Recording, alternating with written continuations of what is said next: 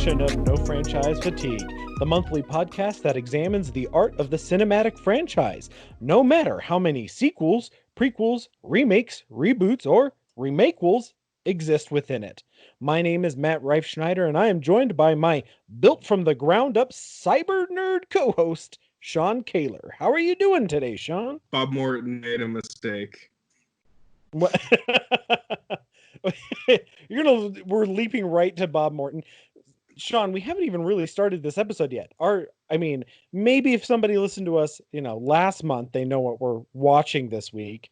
But you're just going to drop a name like Bob Morton out of the blue? It's Robocop. We're talking about Robocop. Robocop. Robocop. Yeah, Robocop. I think you should edit in some music, the Robocop theme here, because it's so good. If we chose to start on any one thing, the score is a fine thing to choose, because holy crap. Yeah, and that's something I do want to talk about because in this franchise a little bit later, but I just decided, as I literally binge watched all four of these movies in the span of like 48 hours. But as I was watching it, I decided that if and when I die and you're still alive, you definitely need to make sure that my hearse as it's going to the graveyard is blaring the Robocop theme. That's all I want in life. That's all I want in death, I guess. But I just want the Robocop theme played on my funeral. That's all I want. You don't have to like make me a cyborg. You don't have to implant my memories into a robot body for the sake of justice. You just have to play the Robocop theme. That's all I want. I promise you. Okay, thank you. That's all. That's all I want from you today. But yes, we are talking about Robocop and the Robocop franchise. Now, I only watched the cinematic franchise, so we will be covering Robocop, the cleverly titled Robocop 2, the cleverly titled Robocop 3, and the cleverly titled remake Robocop. So that is what we're sticking to. But that's what I'm sticking to. You talk trash, but after doing the Rambo franchise, I will take the cleverly titled Robocop 1, 2, 3 any day of the week. Yeah, that's true. I'll give you that. And for the record, as we go on, I'm going to reference it as Robocop 2, 3, and 14. That's how I'm going to reference these movies as shorthand for the listeners out there. Hopefully you guys all had a chance to watch these movies. Shame on you if you haven't watched the original Robocop before. It is a cornerstone of American cinema as far as I'm concerned, particularly when it comes to action or 80s cinema. But, we're going to be chatting about all four of these films, maybe chatting a little bit about some of the peripheral artistic works, because I know that you just binge watched a shit ton of that stuff. So what Matt's referencing, and this is a cinematic podcast, and by God, that's what we're sticking to.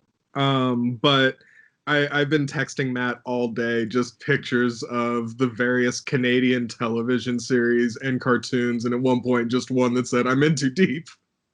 You went so deep. You went like 7 layers of Robocop that honest to God, the reason all these series exist and stuff is because nobody watched them. And yet you binge watched all of them in the last like 24 hours, which I am so sorry to everyone, to all of our listeners, because he's going to be making references to these bullshit series and made for TV movies.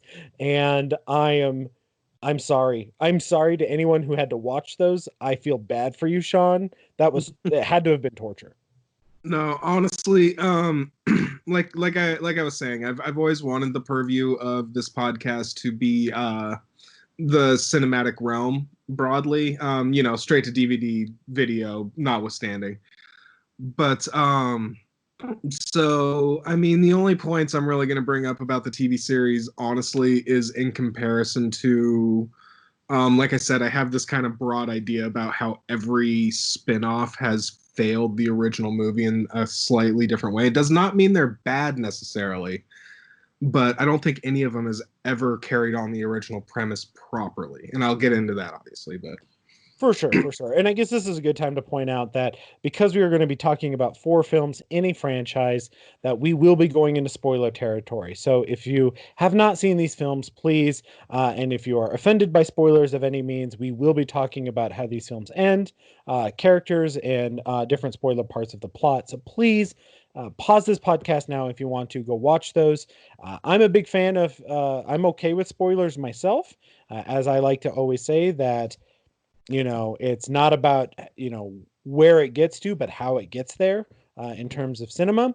So that's what we'll be talking a lot about, and this is a great franchise to kind of jump into because there's a lot of interesting themes.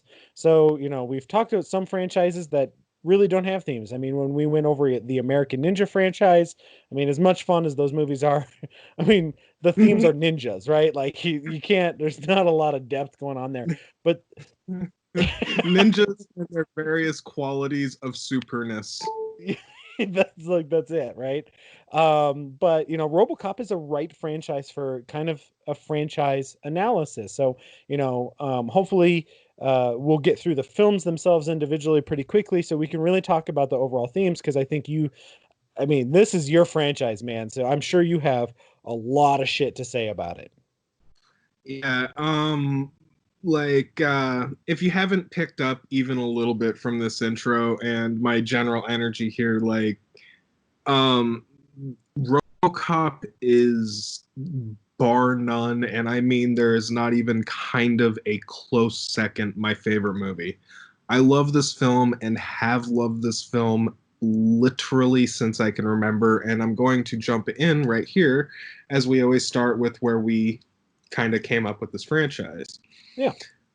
My like, I mean, stretching back as far as I am physically able, my earliest memory that is like an actual solid memory is watching the RoboCop cartoon on television.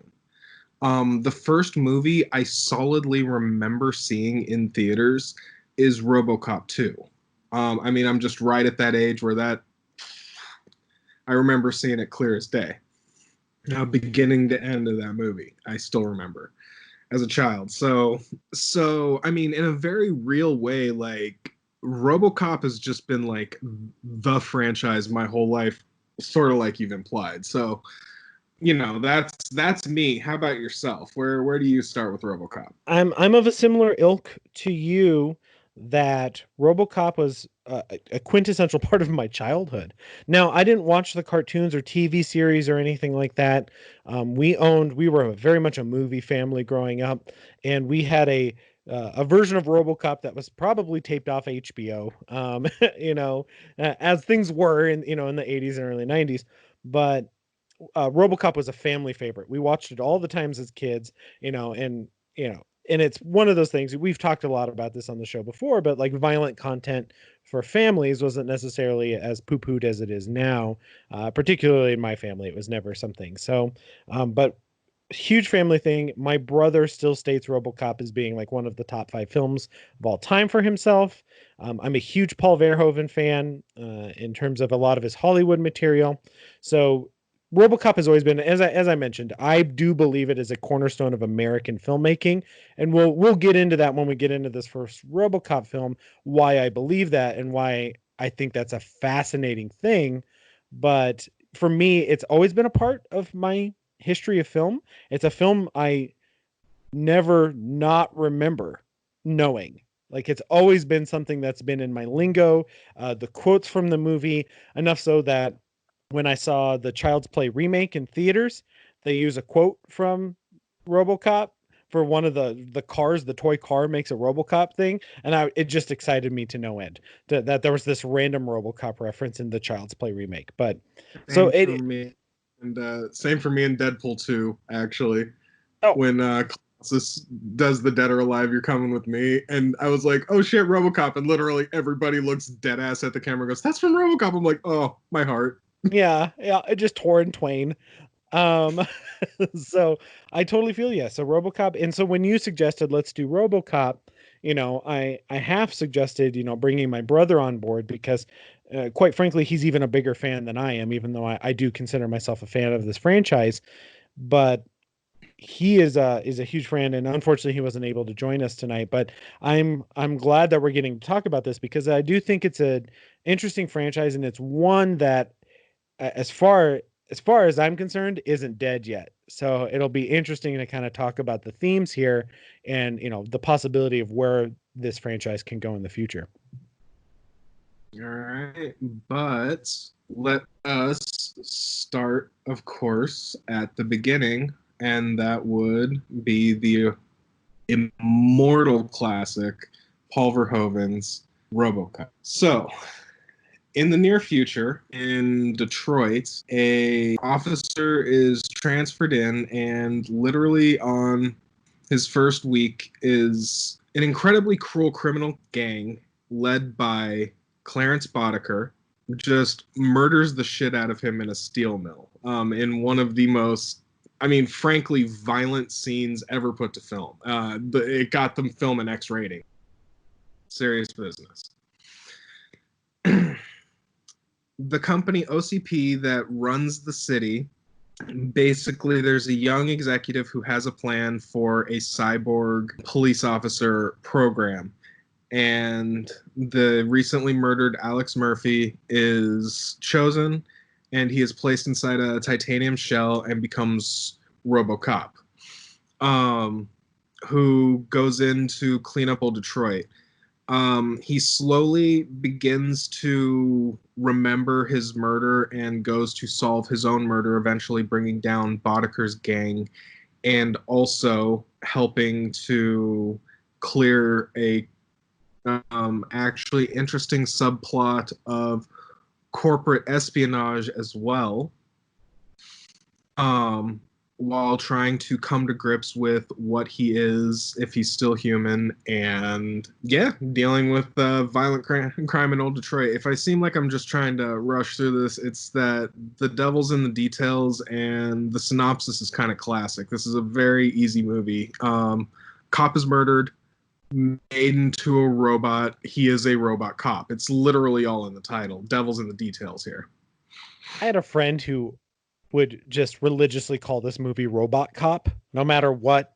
And like, it wasn't on purpose. It was just like, oh, like even when the remake was coming out, they're like, oh, I can't believe they're remaking Robot Cop. And I was just like, I don't, that's always tickled me pink. So if you hear me refer to the movie as Robot Cop, that's why. So I apologize ahead of time. So, let's hit these details.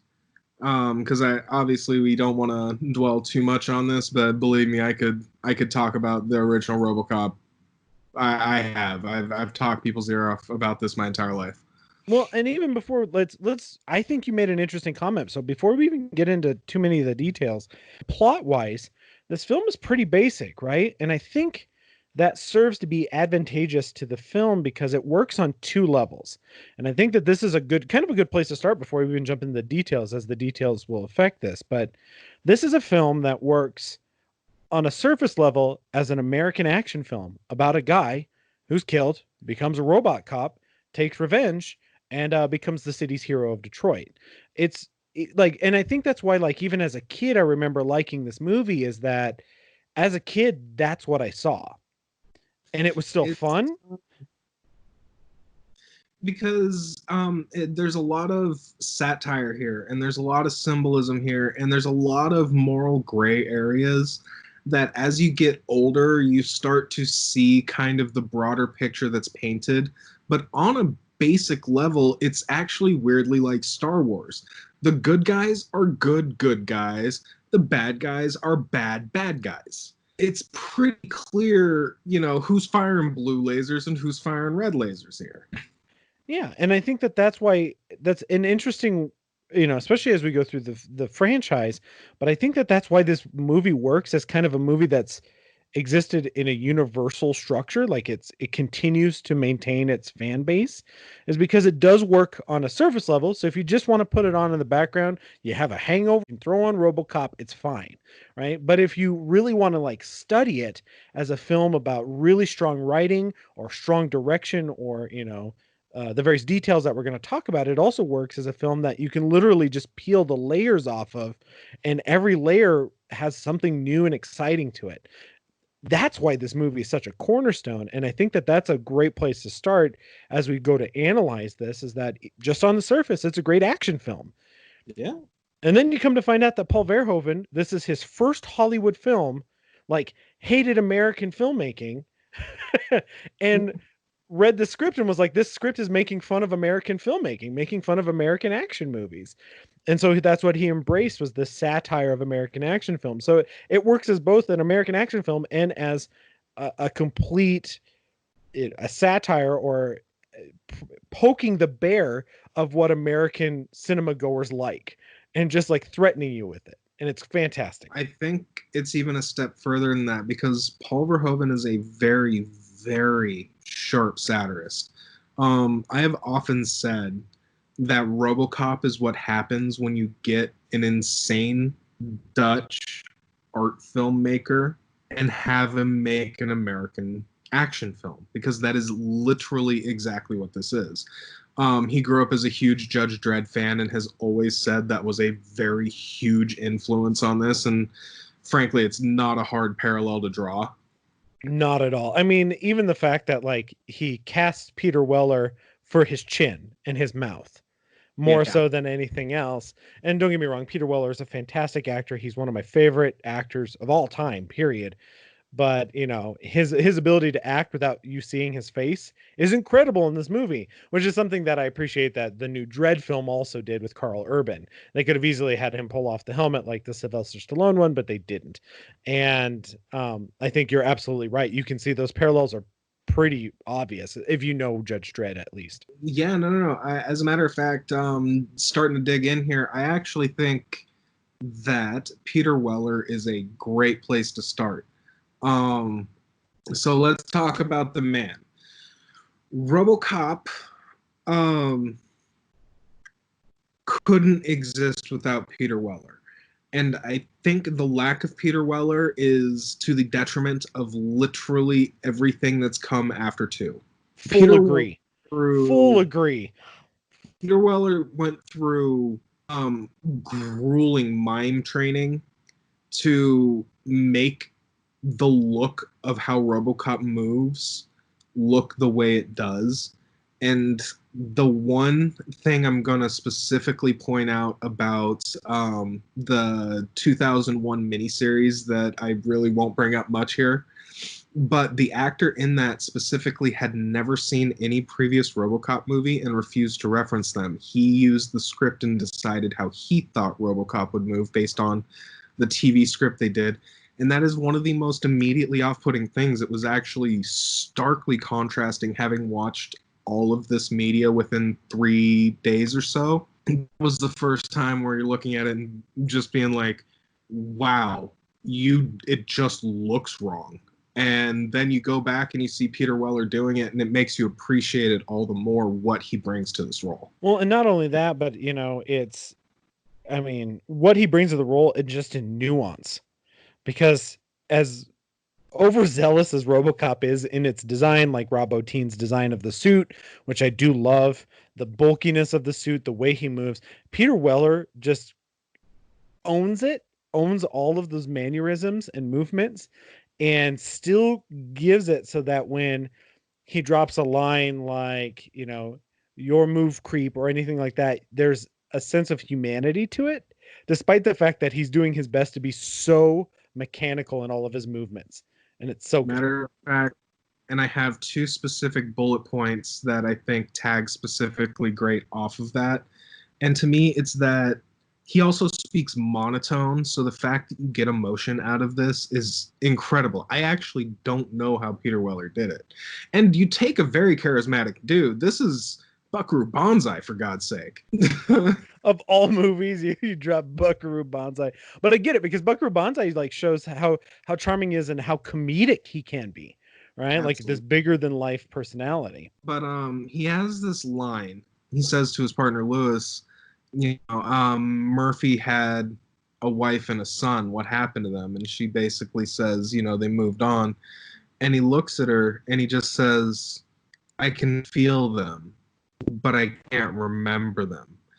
And every time I watch this movie, and I'm talking hundreds of times I've seen this, that line affects me. Even saying it, I get goosebumps. And that is a power he brings to it. Another one to me is when at the very end she looks, Lewis yells, Murphy, I'm a mess, and he just looks at her and says, "They'll fix you. They fix everything." And there's like this weird bitter regret there that's incredible because again, dead monotone. Yeah, and you still get it.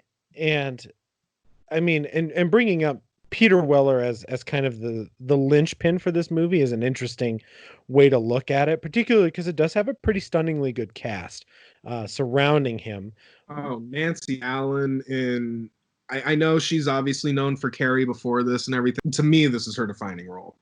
Oh, for sure. And I mean, she gets the one emotional scene in one of the future sequels that we'll talk about, but she's incredible in this. And one of the big things that I appreciate about her character with Peter Weller's Robocop is even when they first are partnered up, because it's like first day they get partnered up or whatever, and they're kind of chiding each other, and you immediately feel their relationship. They have a chemistry between them that works.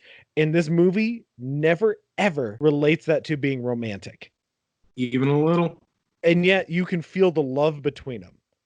There's As this a like, and it's fantastic. This idea that there's this, this non-romantic love between these two people, and how much she cares about him and how much he cares about her, literally carries the third RoboCop through its first act.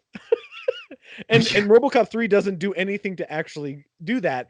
It's, especially watching these back to back to back, it's RoboCop 1 that carries, it's that chemistry that carries through that first act of RoboCop 3. Oh, basically, leads into something I've always enjoyed about this movie and something I've always found weirdly true about Paul Verhoeven's sci-fi movies at large, which is that this is completely a gender and race neutral future. I just think it's fascinating that as many problems as they have, he just chooses to focus it on kind of the class struggle and he chooses to focus on the themes he's already focusing on and inadvertently creates kind of a almost social utopia because people aren't really judged on their race and gender in this movie. Right, in this particular movie. Right. And that's And it's that's key something to I've always me. liked with Troopers as well, by the way. Right. Well, he attempts that Starship Troopers, but I think the difference between that is Starship Troopers. Wow. That film has a lot of romantic subplots to it. It's about a guy chasing a girl and things like that. And what I like about RoboCop is that this is a movie about finding your humanity, and none of that is part of that. Your humanity is humanity, period. And I think that that's also why this movie is still weirdly progressive, even though it very much has an 80s feel to it. So here's my last mini rant on the subject of RoboCop as a protagonist. And it ties into a big problem of mine with every other movie in this franchise, actually. We're going to call this the foundation for a lot of arguments to come. But here is the thing about RoboCop, the first movie. Murphy is dead. RoboCop is not Alex Murphy. They erased his memory. They erased who he is. So what this movie is about is a cyborg coming back to some form of humanity. But at the end of the movie, when he says, "My name is Murphy," or the old man says, "What's your name, son?" He's reclaiming the name and he's basically saying, "I'm still a man," or "I'm more man than machine." But that's not saying that he is Alex Murphy reborn. That is not what this movie is. And again, and I'll touch on this when we get to other movies, but I think that's a major failing of every follow-up this movie's ever had. Absolutely agree. And I think it's interesting because they never say it in this film, but in the remake, which I will refer to as 14 or Reboot Cop, but in Reboot Cop, they actually there's a moment where they're having the board meeting at OCP, and she says, they were like, yeah, he's starting to have these memories are coming back. He's making these decisions as a man, even though it's through the AI.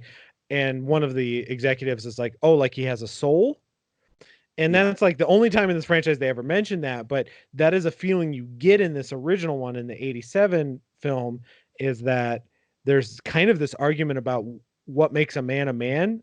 It's if his memories are wiped and he essentially is no longer a person, you know, all down to even the joke that, get rid of the arm, right? We kept the arm, get rid of it. It's stupid. Um, that there's this argument that this movie makes, that what makes a person, and quite frankly, it makes that argument that Murphy's Murphy because he has a soul. It's not even like any of his other identifying characteristics that he has a soul. And you're like, that's an interesting thing that it says that never is actually stated, which is part of this movie. This movie that's satire on its surface, that loves to poke fun at politics and government and the creating of a militarized police force. I mean, it pokes fun at all of that. And yet this movie has so much unsaid, subtle material that's just there. The ultimate driving point at that I use to defend that he is not Alex Murphy, this is a different being, is even with as much of his humanity as he regains, bear in mind that he does not work around Directive 4. He does not undermine Directive 4. He does not erase it. He does not willpower over it. The old man has to fire Dick, and then Robocop can take action. He is still a product. At the end of that movie, even in his big heroic moment, the old man is the one that actually has agency there, not Robocop. And it makes it such a complicated movie in terms of themes and depth. And trust me, there is so many other people, much smarter people than myself, who have analyzed this film to death. And it's one of the reasons why, like, initially I was kind of hesitant to jump into this film, is that this film there's incredible pieces out there, including, I don't know, did you read that piece that's about this film being perfectly symmetrical? Oh. That scene for scene, this movie is a perfect U shape in symmetry.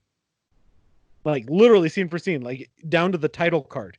The first scene you see is the title card. The last scene before credits is the title card. I've heard this through, yeah. Yeah, so I'll send you that the article. It came out, I don't know, 5 or 6 years ago. I remember reading it. It's a fascinating article about the symmetry of the film, but this movie does work in a lot of kind of shocking ways. And so I think maybe we should move on to some of the other details and get into more of the themes as we go later. Because I think it's fun to take a step off of the highbrow and mention that this movie's also just a hell of a lot of fun. Now, some of that's in a gory sense. Some of that's just in... I mentioned the bad guys are bad guys. Boy, let's talk about the gang for a second. Clarence Boddicker. Obviously, you have Kurtwood Smith. What's even better is you could have said Kurtwood Smith and everyone would be like, I don't know who that is. And you say, like, Red Foreman. And they're like, oh, yep, I know him. I know that guy. You got Laura Palmer's dad in there too as Leon. God, you've Emil turning into the toxic monster when they crash into the 1980s favorite thing to just leave sitting around, toxic waste. And I love that this film really attacks the 80s idea of corporations and criminals kind of working hand in hand. Mm-hmm. And it works really well for this movie, both in terms of an action movie, because you do get these like criminals who are powered by a lot of money and a lot of military might by this private corporation and things like that. But you're absolutely right. Kurtwood Smith owns this movie to this day. Anytime someone says the word fly, I always ask, can you fly, Bobby? And then because he has some of the greatest, this movie's full of great one-liners, but Kurtwood Smith drops when he spits the blood on the cop book on the booking phone call. But he spits the blood and you're just like, this is so good. Yeah, absolutely fantastic villains in this movie. Obviously Dick Jones is the classic evil corporation guy. I And forgot to say, by the way, when I always say Clarence Boddicker, noted Tigers fan, Clarence Boddicker. noted. So yeah, it's true. It's true though. So I always like to bring up some interesting things when I talk about movies, especially like movies that could have been. I was listening to an interesting interview the other day with Michael Ironside, and he mentioned that he originally was supposed to play the role of Clarence Boddicker, and he ended up having to turn it down for one reason or another. And when he saw the film, he was like, "I made a huge mistake," and that's why he's in Total Recall. So I can see it if I squint, but Kurtwood Smith brings an energy to that role. He's unlike any villain in any other 80s movie. And how do I really justify that statement? The way he erotically pulls the pin on the grenade when he murders Bob Morton, like he just kind of licks up the grenade and pulls it out with his teeth, and there's just something so like smooth and disgusting about it that it's amazing. And I think that's what makes him such a great villain, is that not only is his performance good, but this is a weird thing, but I love that he wears the round glasses, because you get this idea that he's proven to be completely and utterly cruel. The opening scene that you mentioned, where he gets murdered to shit, where Alex Murphy gets murdered to shit, like Clarence Boddicker is shown as being a horrifically cruel person. But the fact that he wears these like round glasses make you immediately you feel like, oh shit, he can outsmart people too. Like, and it's a weird detailed choice in terms of having him wear glasses. And I had read somewhere, or maybe it was on the commentary with Paul Verhoeven on the movie that I watched a few years ago. He talks about that originally he got Kurtwood Smith because of the glasses. He liked that he wore glasses because it reminded him of, I believe, of a Nazi, being Himmel. that he's Yep. Yep, yep. So, okay, you obviously know this better than I do. So, I remember hearing that and I thought, "Oh, that's an interesting choice." So, Um, and just I can't talk about Clarence Boddicker without mentioning what is bar none my favorite single line in movie history, which is "Ooh, guns, guns, guns." he's got so many great one lines in this like sinister like these snarling lines that he loves to deliver, and he just takes such glee in delivering them. It's so good. I mean, when he walks in and he tells everyone, he's like, "Bitches leave," when he goes to face off against Bob, when he's brought in as an assassin or whatever, you're immediately like, within 2 words, you're like, this guy's gonna fuck everything up. Like, you're like, he just saved 2 women, like. So, and we're almost ready to move on, but one more note I do want to bring up on RoboCop. It's a slightly two-part, but this is the other part of my foundation for the ways the other movies fail. So, kind of important to bring up. One, OCP. I think it's important to track OCP, the company, through the movies, and here's why. This movie, OCP is perfect. Understand that this movie is 100% like one of the defining cyberpunk classics. And OCP is one of the reasons for that. OCP already won. OCP is not the bad guy of this movie. They are a 100% overwhelming presence. They own the city. OCP owns the cops. Exactly. But at the end of the day, OCP loses nothing in this movie. Everything in this movie is a line item at worst to the corporation OCP, and I think that's just important to mention here. But the other reason I bring that up is RoboCop is not just an action movie. It's important to bring up the satirical B plot of the corporate intrigue here too, because Bob Morton's meteoric rise and fall is pretty much the second plot of this movie, and it is what gives RoboCop the evidence to bring down the final villain, Dick Jones, who created Ed 209, which was basically this the enforcement droid 209, and it was going to be this automated kind of tank like police officer.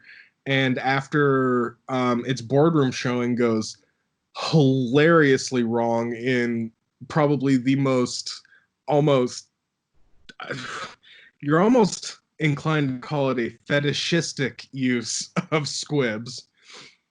Oh, it's so violent that you can't help but laugh, Yeah. which is that fine line that Verhoeven rides this entire fucking movie. Is that like it's like so violent and so weird and satirical that you have to laugh even if you don't actually find it funny.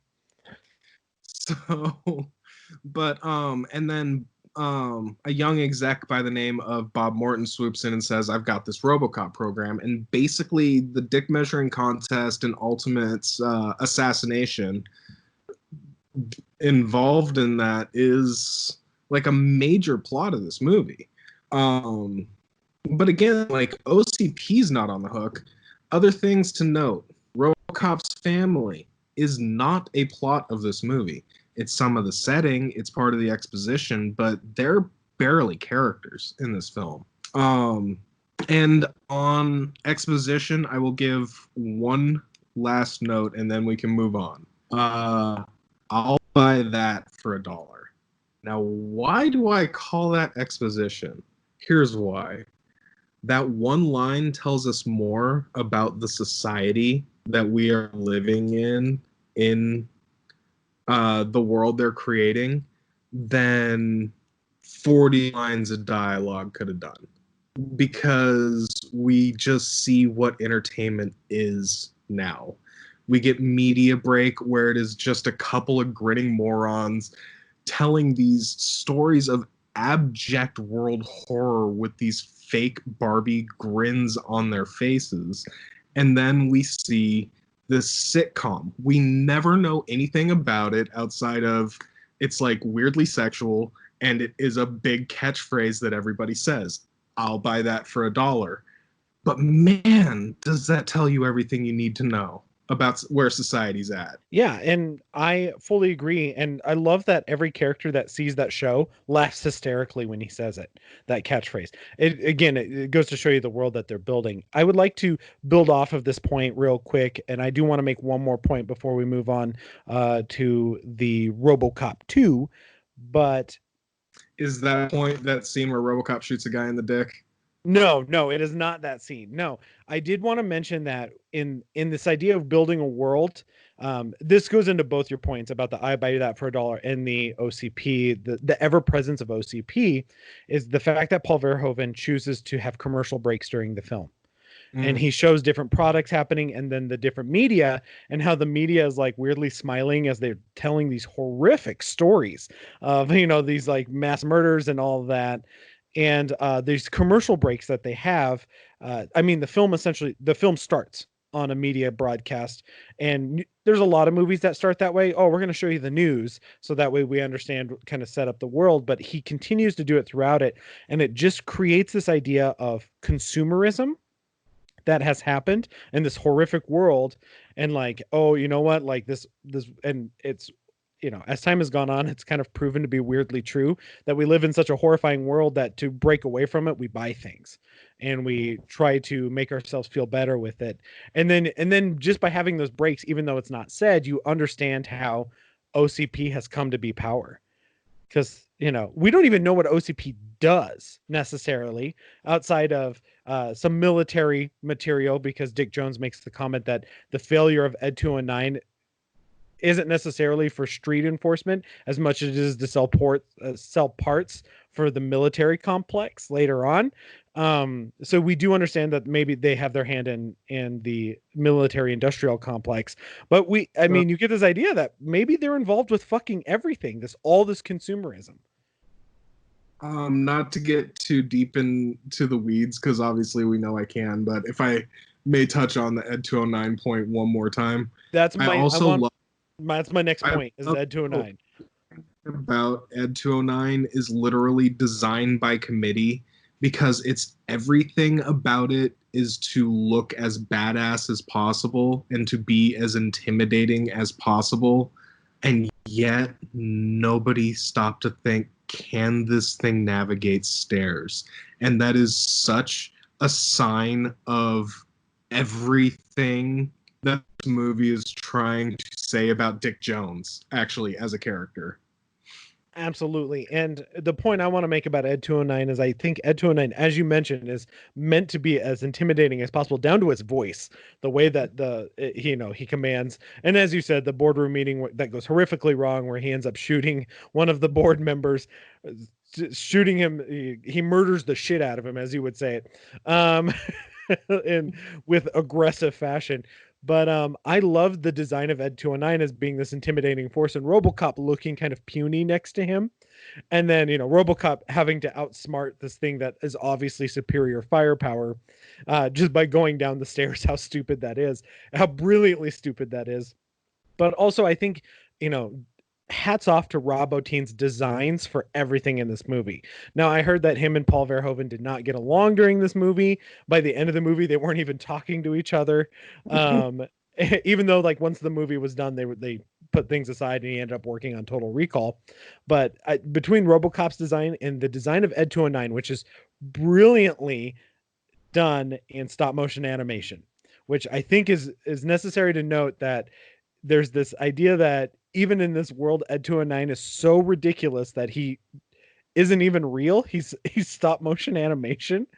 And the detail work that they put into that stop motion animation needs to be noted. That's my last note for this movie. When Ed 209 gets shot at the end, when RoboCop's making his final thing, and the fucking twitch, the death twitch of Ed 209 with his toe, is one of the greatest animation moments ever. I would put it up there with when King Kong grabs the jaw of the T-Rex in the original one to see if it's dead. He lifts the jaw or whatever. That's like one of those weird details you did not have to animate, but by doing so, it creates such an intricate detail of the world. It's just aces, pure and utter, you know, pocket rockets in your sleeve. I adore that moment. The noise it makes. Oh yeah, I love it. So good. And I'm going to get around to talking sound design later on, because that becomes something relevant for these later films. But all right, why don't we jump into, do you have anything left to say about RoboCop? Oh, tons, but we'll spare you. I also, before we move on, one of the things I did want to start bringing up is I did want to throw in the Rotten Tomatoes score, because I think Rotten Tomatoes is so ridiculous and funny, and everyone loves to put a score to things. So the original RoboCop currently is certified fresh on Rotten Tomatoes with an 89% from critics and an 84% from audience score. So I think it was oddly low. So yeah, I would have expected that to be way higher. Yep. So, all right. So why don't we move on to RoboCop 2? So RoboCop 2 sees us jumping into the future where RoboCop is kicking ass. He now has kind of a more bluish armor. RoboCop 2 sees that Detroit has succumbed to a drug called Nuke and a drug dealer named Kane, who is just flooding the streets with this new drug. At one point, there's a scene where the Surgeon General calls it the biggest threat to the human life ever, is this drug called Nuke. We have OCP get involved with this. They tried to make RoboCop a little bit nicer, not so violent kind of guy in the first act. RoboCop then tries to betray his code. He electrocutes himself to get rid of all of these new rules and regulations that he's been put into, instead of just the 4 prime directives. So you do get this opening scene where RoboCop is reprogrammed. He has to shed all of these rules and regulations to be able to do his job properly. He electrocutes himself to do so. You then get into the second act, which is about Nuke. This is a movie that it's almost like a 4-act structure, which is really interesting compared to the other films in this franchise. You get the second and third act, which is all about hunting down Kane and the nuke dealers. Kane is then destroyed. OCP is trying to capitalize on the RoboCop phenomenon by making another one, which is cleverly titled RoboCop 2, which is kind of a fun play on the movie being called RoboCop 2. Love that they're trying to get this done. They hire a new psychologist to try to create a robot that they can control better than RoboCop. They end up using the drug dealer Kane as the brain and mind behind the giant, obviously Ed 209 inspired design of RoboCop 2, which then promptly goes berserk. Robocop then has to hunt down Robocop 2 and destroys his own sequel. So, which is such a strange, weird parallel for this movie. But that's the gist of this movie. Obviously, we'll get a little bit more into the reads on this one. Let me touch on things I like about this movie first, because a lot of what I'm going to get into here is really going to make it sound like I don't like this movie. And to be clear, I basically do.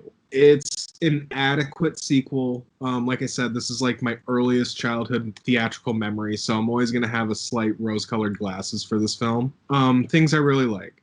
Tom Noonan as Kane is actually really, really good.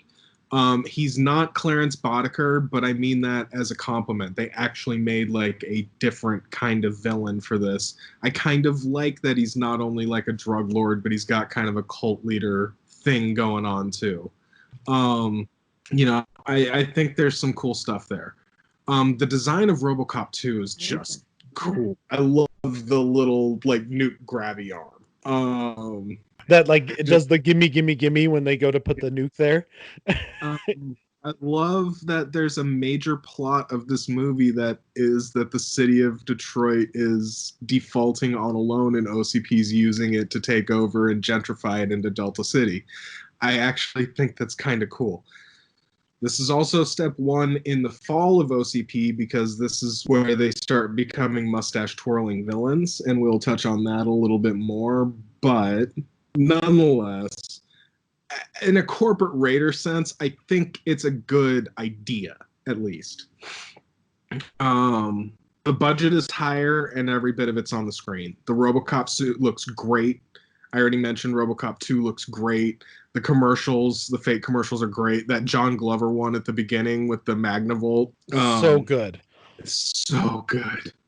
And of all the news breaks in all the movies, my favorite single line of any of them is in this movie, and I quote, "There's a nuclear meltdown in the Amazon. Environmentalists complain. Don't they always?" So yeah, I'm glad you started with things you like to this, partially because this movie, and why don't we just jump right into the Rotten Tomatoes score? Critics 31% approval by critics, audience score 36%. So this was not a beloved film by any means, even though it did well in theaters, from what I understand. I am a huge RoboCop 2 apologist. I love this movie. Now, I will attest to that it is not nearly as good as the first one. One of the things I always look for in movies is balance. That's something that can you balance tone? Can you balance genre? Can you balance what are you dealing with? Can you create the balance that's needed? This is a movie that is unbalanced. But part of that is why I enjoy this movie to a degree. This movie's fucking Looney Tunes. I mean, it's to the point where it actually feels like Looney Tunes. So I'm going to jump forward in my defense of this movie and talk about the last 20 minutes. The last 20 minutes is the final fight between RoboCop and RoboCop 2. RoboCop 2 has this giant display thing, goes ape shit, destroys its own remote control, which I appreciate that it had a remote control, which is its own, I think, satire in a way. Destroys its own remote control, kind of takes on RoboCop. RoboCop has to beat it. There's a scene where it has like an anti-tank gun, and it literally shoots RoboCop and it like blows him like 30 feet back. It's a great stunt. And then RoboCop pulls out his gun and he targets the tank gun, shoots it down the barrel, and the noise it makes, I swear to God, might as well have come from a Wile E. Coyote cartoon. That's the noise that when it blows off, it's like, and it's like fantastic. And I apologize to all the listeners out there that had to hear me do that sound effect. And then right after that, you see RoboCop 2 literally has like this giant fist that punches RoboCop through a wall, and the way that it's edited is done just like a cartoon.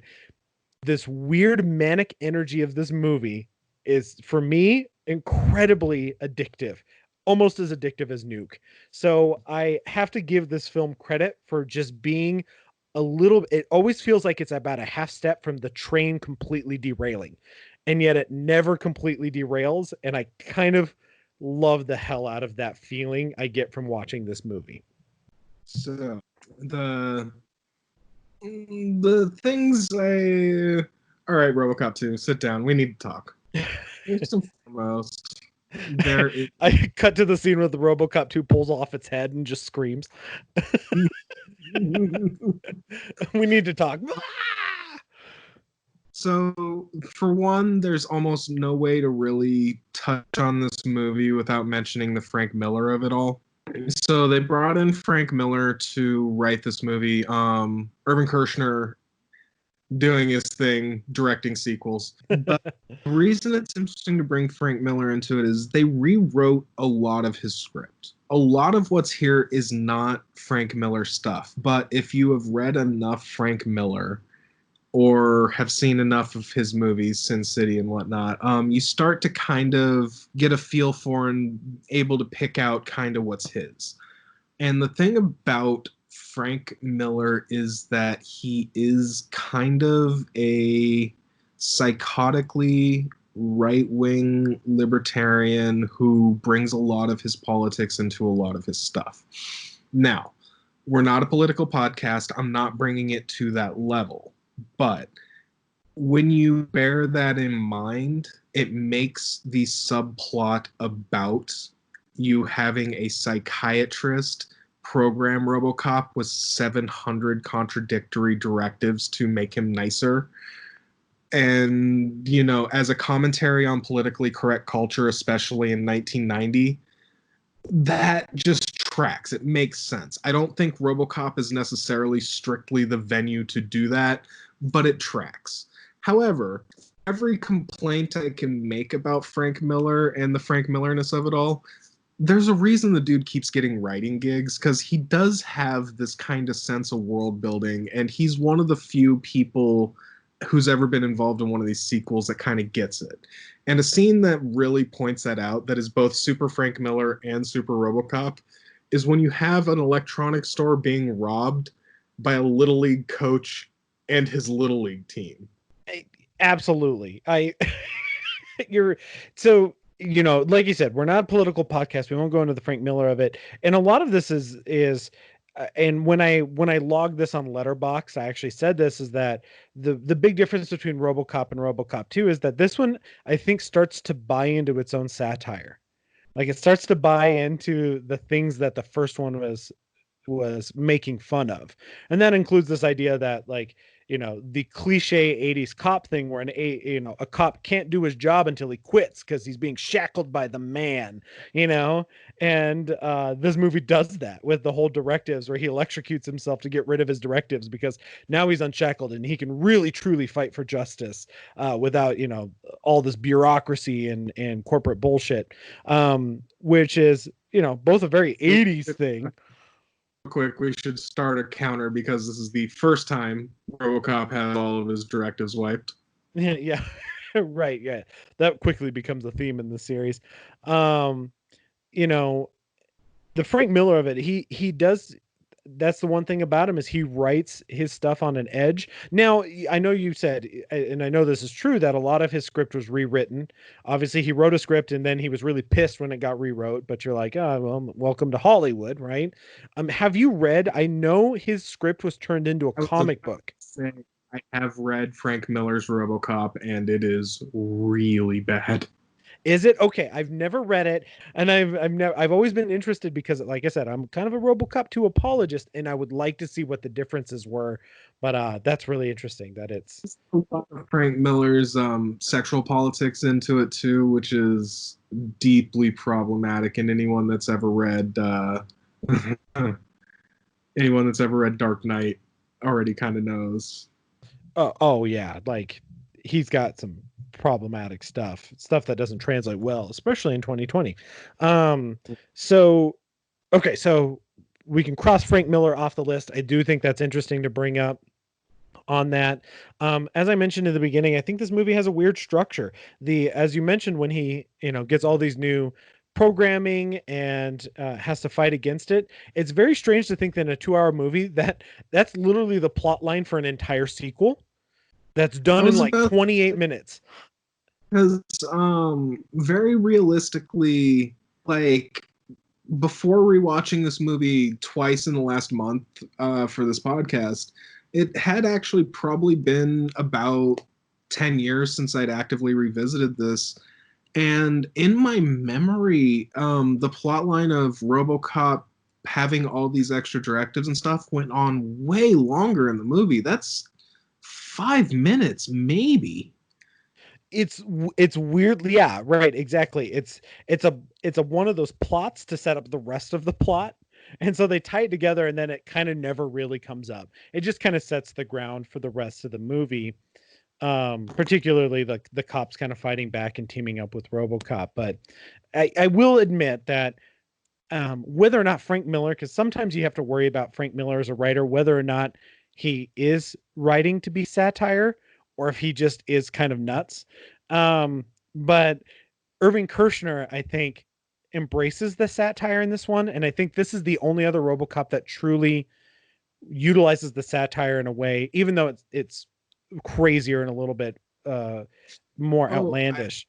the only other movie in the franchise that's funny on purpose. For sure, yeah. I would say RoboCop 3 has a lot of, it's not satire though, it's just straight up jokes, but we'll get to that in a minute. But I think that the satire in this one still kind of works for me. I really like it, especially the RoboCop 2 where they're trying to figure out how to get RoboCop 2 to work.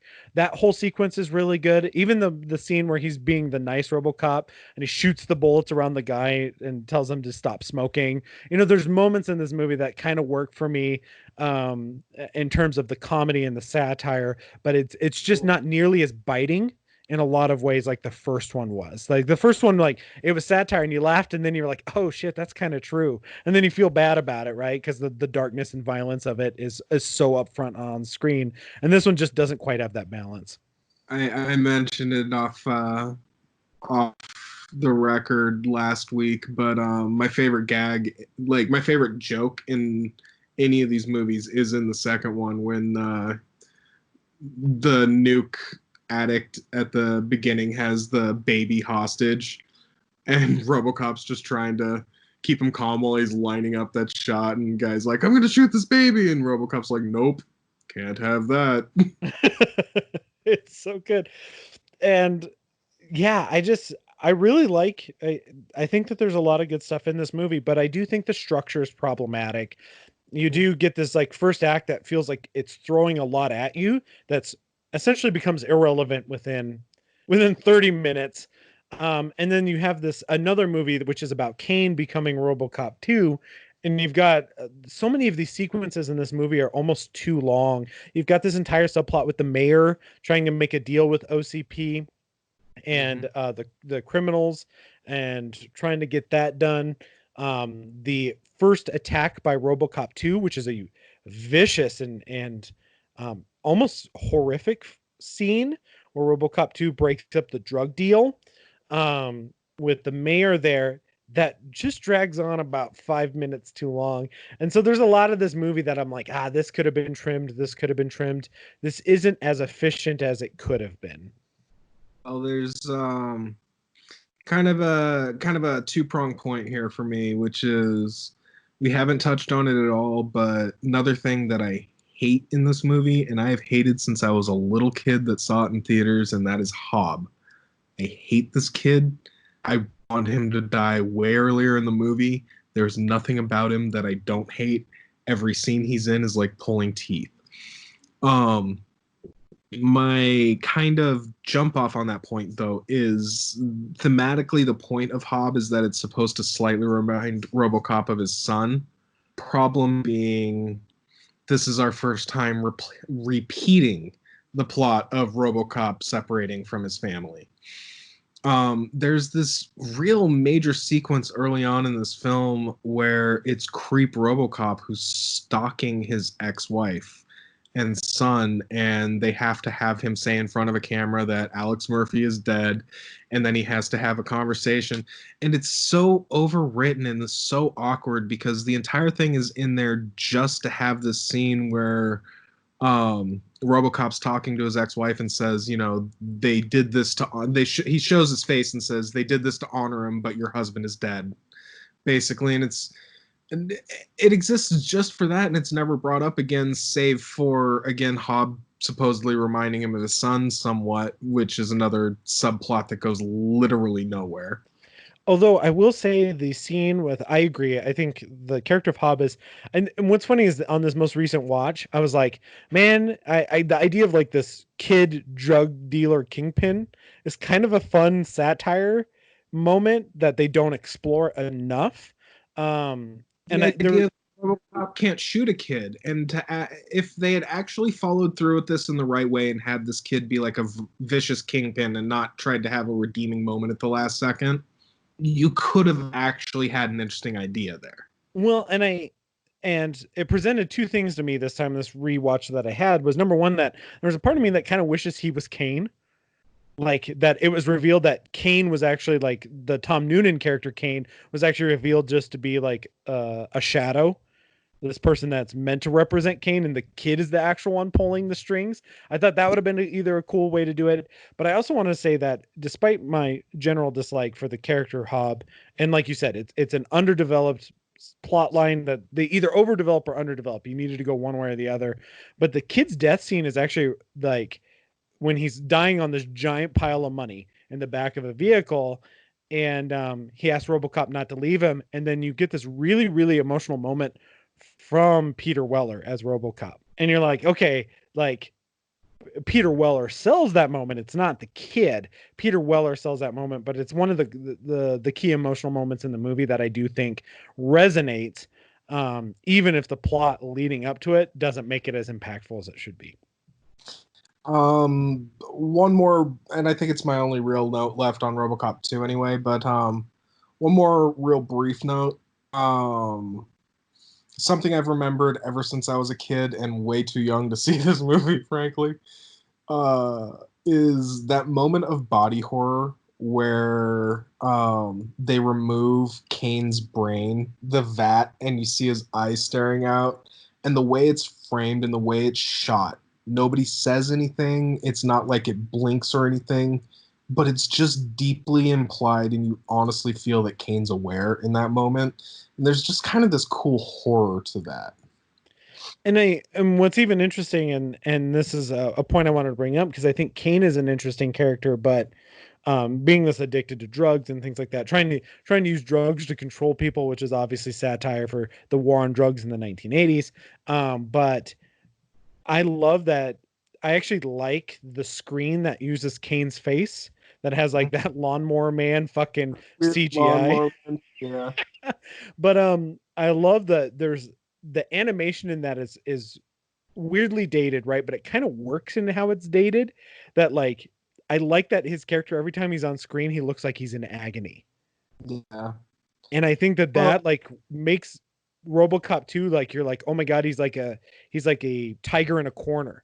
That's when he's most dangerous. Is like this Kane, you feel like this all went wrong because we've cornered this already semi-psychotic gentleman and then gave him all of this military might. yeah, absolutely. Miniature shot in this movie of RoboCop jumping on RoboCop 2 and dangling off of it, by the way. Super notable. Really cool miniature shot of the 90s. And I even think the stop motion animation for RoboCop 2, again the detail, the when he's on his back on RoboCop 2's back, RoboCop's hanging there and he's tearing out the guts trying to get to the brain in the center of the machine. And RoboCop 2 does the somersault to get him off. And when he comes down at the somersault, there's a close up of his foot and you see the little claws kick down into the concrete to prevent him from keep going because of the weight. You're like, that's a weird detail. Again, like the little toe in the first for Ed 209 that I'm like, fuck, it's like the detail work like that makes me love this. And like I said, last 20 minutes is pure bliss for me, but I love that moment. And you're just like, it's so good. And I also want to point out that the kind of last thing I want to say that I actually think Irving Kershner directs the shit out of this movie. I think he's got a problematic script overall. I think Lewis isn't given a lot to do in this movie outside of just be moral support, Yeah. which is it's considering her how important her role was in the first film, feels like she's kind of shoved off. And again, maybe that's a Frank Miller thing. Writing strong female roles is not his greatest suit. Um, let's be honest. So maybe that's something that's carried over is that her character just kind of gets shoved off to the side. But I also wanted to point out that in his direction of this movie, I do think he gets the satire, and the balance is off. And I said this kind of at the beginning, but for me, there's a key moment, and it's the last moments. Again, the last 20 minutes of this movie is pure bliss for me. There's the last moments where you have the head of OCP is talking with the psychologist. They're going to totally throw her under the bus, and as he's walking out, and he's going to the vehicle, and all the press are in his way, whatever, and they're talking about what are you going to do for the victims. You see him step over a dead body of a lady, and so does all of the press. Like none of the press are all talking about what are you going to do for the victims, and he's saying nothing. Nobody pays attention to this dead body as they're walking to the limousine. And I think that was like that one moment where I'm like, oh yep, Irving Kershner actually gets this. He's a director that gets what this franchise is aiming for, and kind of nails that satire in key moments like that. So that's all I've got to say, kind of about RoboCop 2 in my defense of this movie. A problematic movie, but one that I thoroughly enjoy. So, yep, this is our last view of The Old Man. Um, and just building on one of my points I was talking about, just to kind of build on the foundations again. So I already mentioned once again, we've got Robocop breaking free of his family and coming to his humanity again, even though this isn't an origin story. So I think that's kind of problematic. But this is where we start having OCP as active villains. This time they're actively doing something shifty to pull the city out. I accept that as kind of a corporate raider level of it, but they're like so aware that it's evil, and that kind of bothers me because they don't talk about it like it's a line item. They talk about it like, oh, and now the city will be ours. And like you say, the bus kicking on the lady, which is clever and a fun way to resolve that subplot, is still more villainous than the old man in the first movie is just a CEO of a company. Like he's a barely there character, and that's all it should be to me. Right, right. He's kind of a heartless corporate entity. He represents the human face of that. I do think that though in this one, I don't mind the OCP kind of becoming a more villainous role in this, particularly as you get this idea that Detroit is going bankrupt, which is kind of frightening because Detroit actually went bankrupt in real life. I remember when that happened, and I was like, "Oh God!" I was like, "Is Amazon going to buy Detroit?"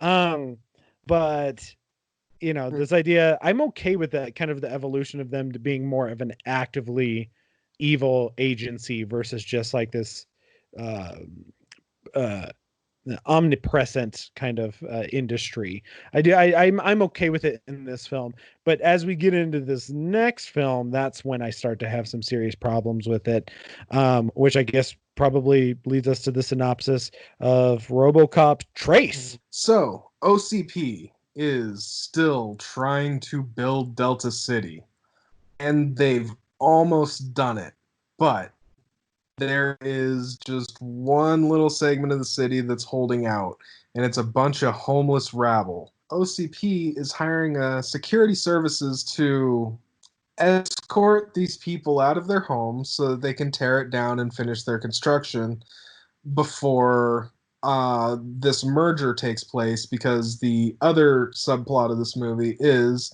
that OCP is being taken over by a Japanese company because it's 1993 and that is just what movies did. What's funny is bringing up the RoboCop into this situation. His real plot line of this is basically he is sent in to roust homeless people out of a church, refuses to do so, and turns against OCP. So it's basically RoboCop versus gentrification. Corporate rating shenanigans continue. RoboCop wins the day, and the people get to stay because that's apparently how this all works in movie universe. if you stay a sufficient amount of time, the government can't take your home anymore. And I'm ending that whole thing with kind of a joke because, I mean, this is the plot of Breakin' 2. Like, we realize that, right? Replace a rec center with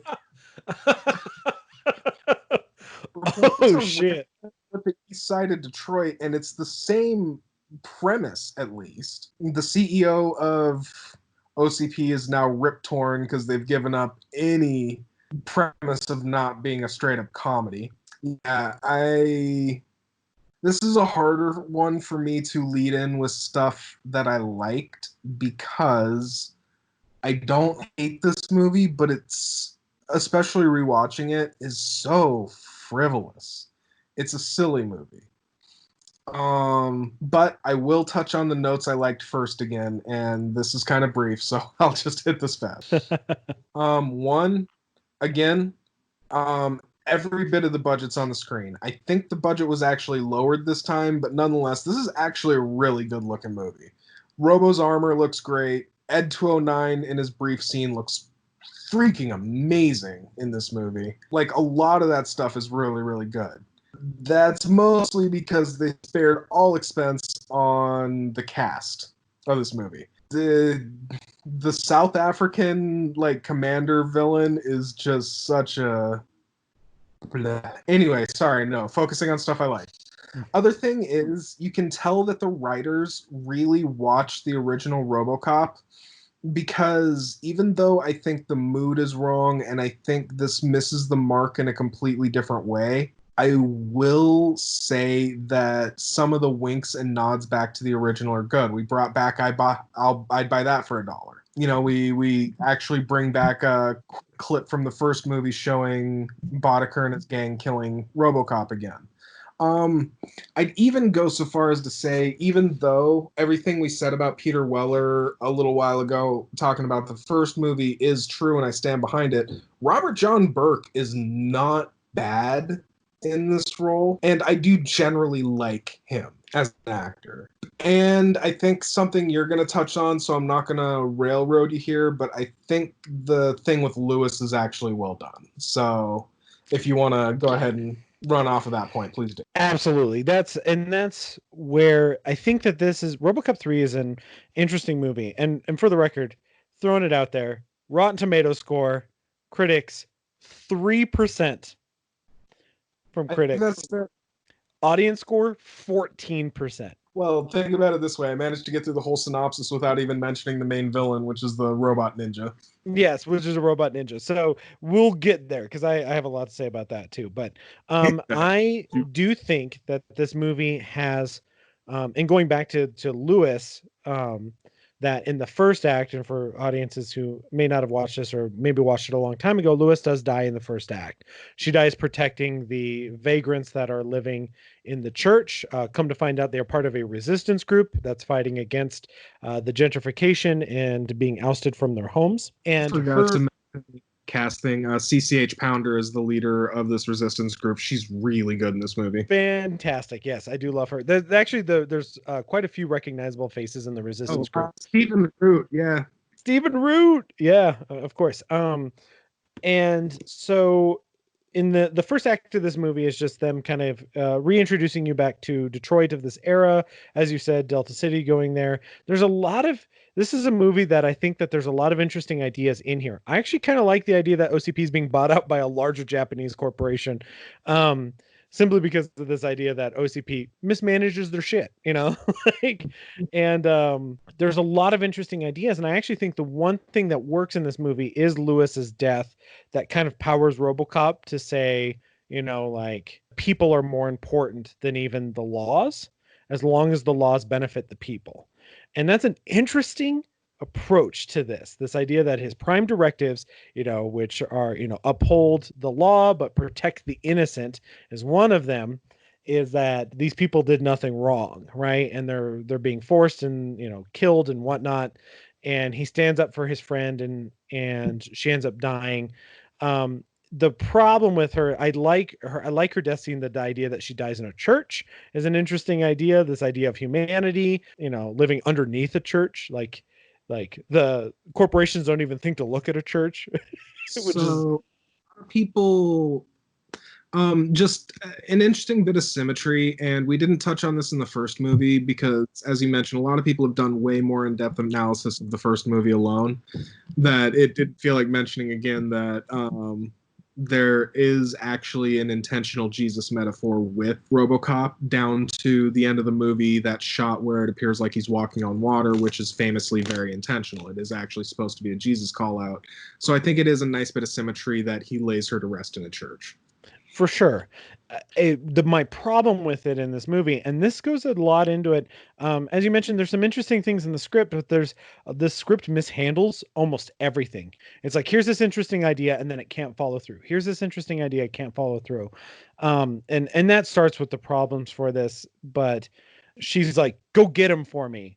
And it weirdly becomes a revenge flick for a while, which doesn't sit well with me. As I was watching it, I'm like, yeah, this gets a little weird when he decides to go for revenge versus like fight for justice. And for me, touching on that, the first movie had action figures. The second movie had action figures. This movie was made to sell action figures. And the reason that's an important difference is all of a sudden Robocop got accessories in this movie. Yeah, a jetpack. There's nothing more that says I need to sell this to kids than giving your hero a jetpack. Or the rocket gun. Yeah. Yeah, that seems to have like unlimited supply of ammunition, even though it's tiny. You're like, why does he have so much flamethrower juice? Where does that juice come from?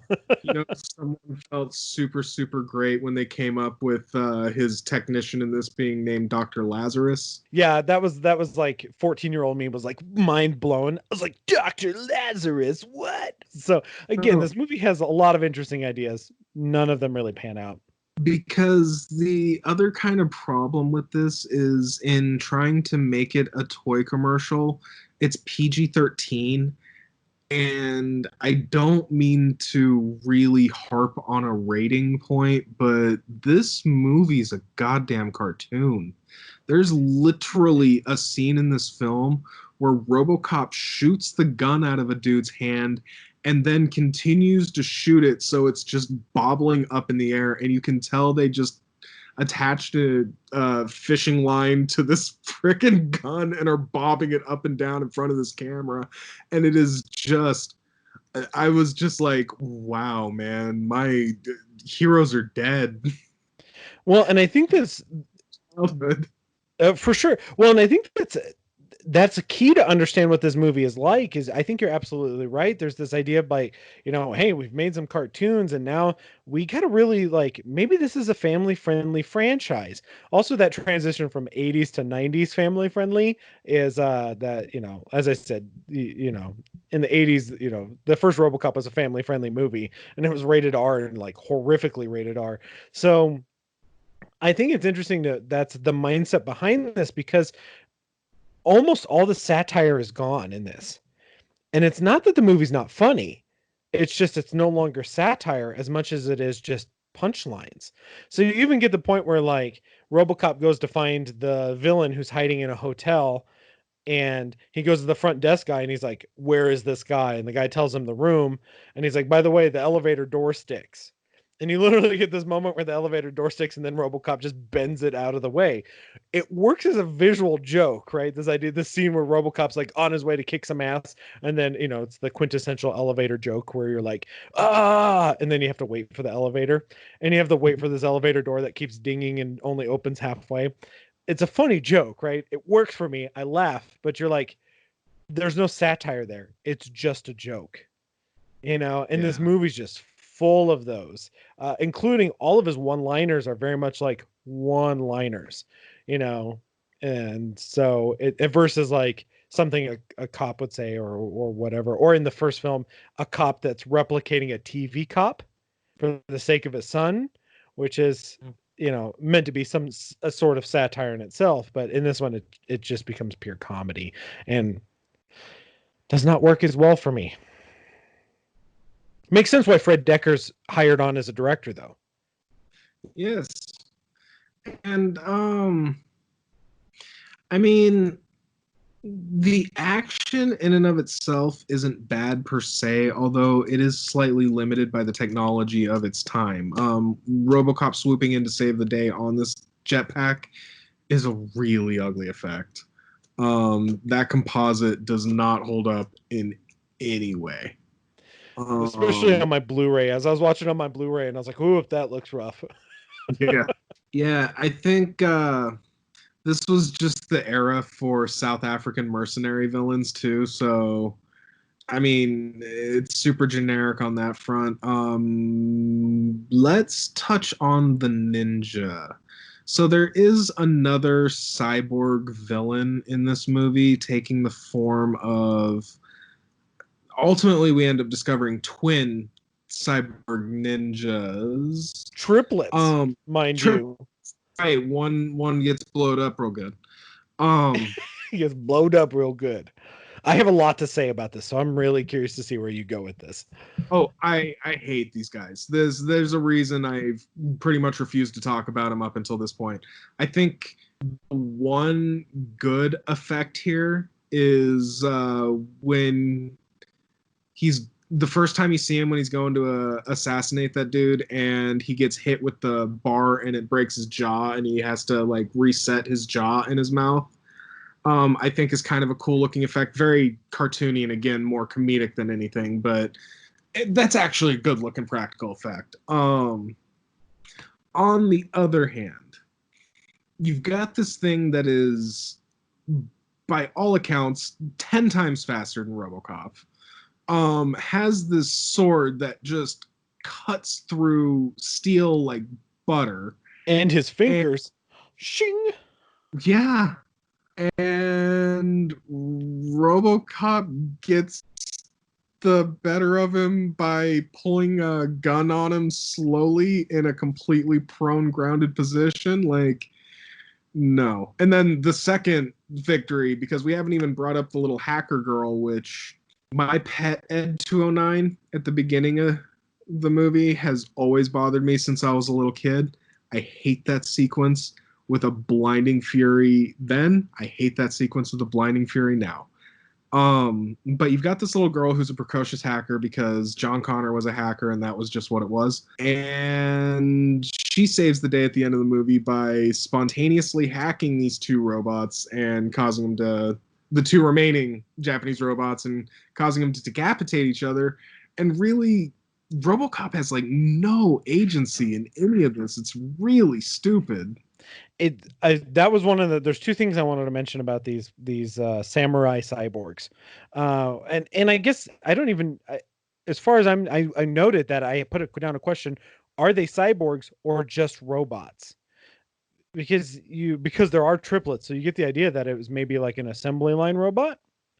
Um but the first thing I wanted to mention is exactly you're right. This idea that he has to fight against these faster robots, and he beats the first one generically, right?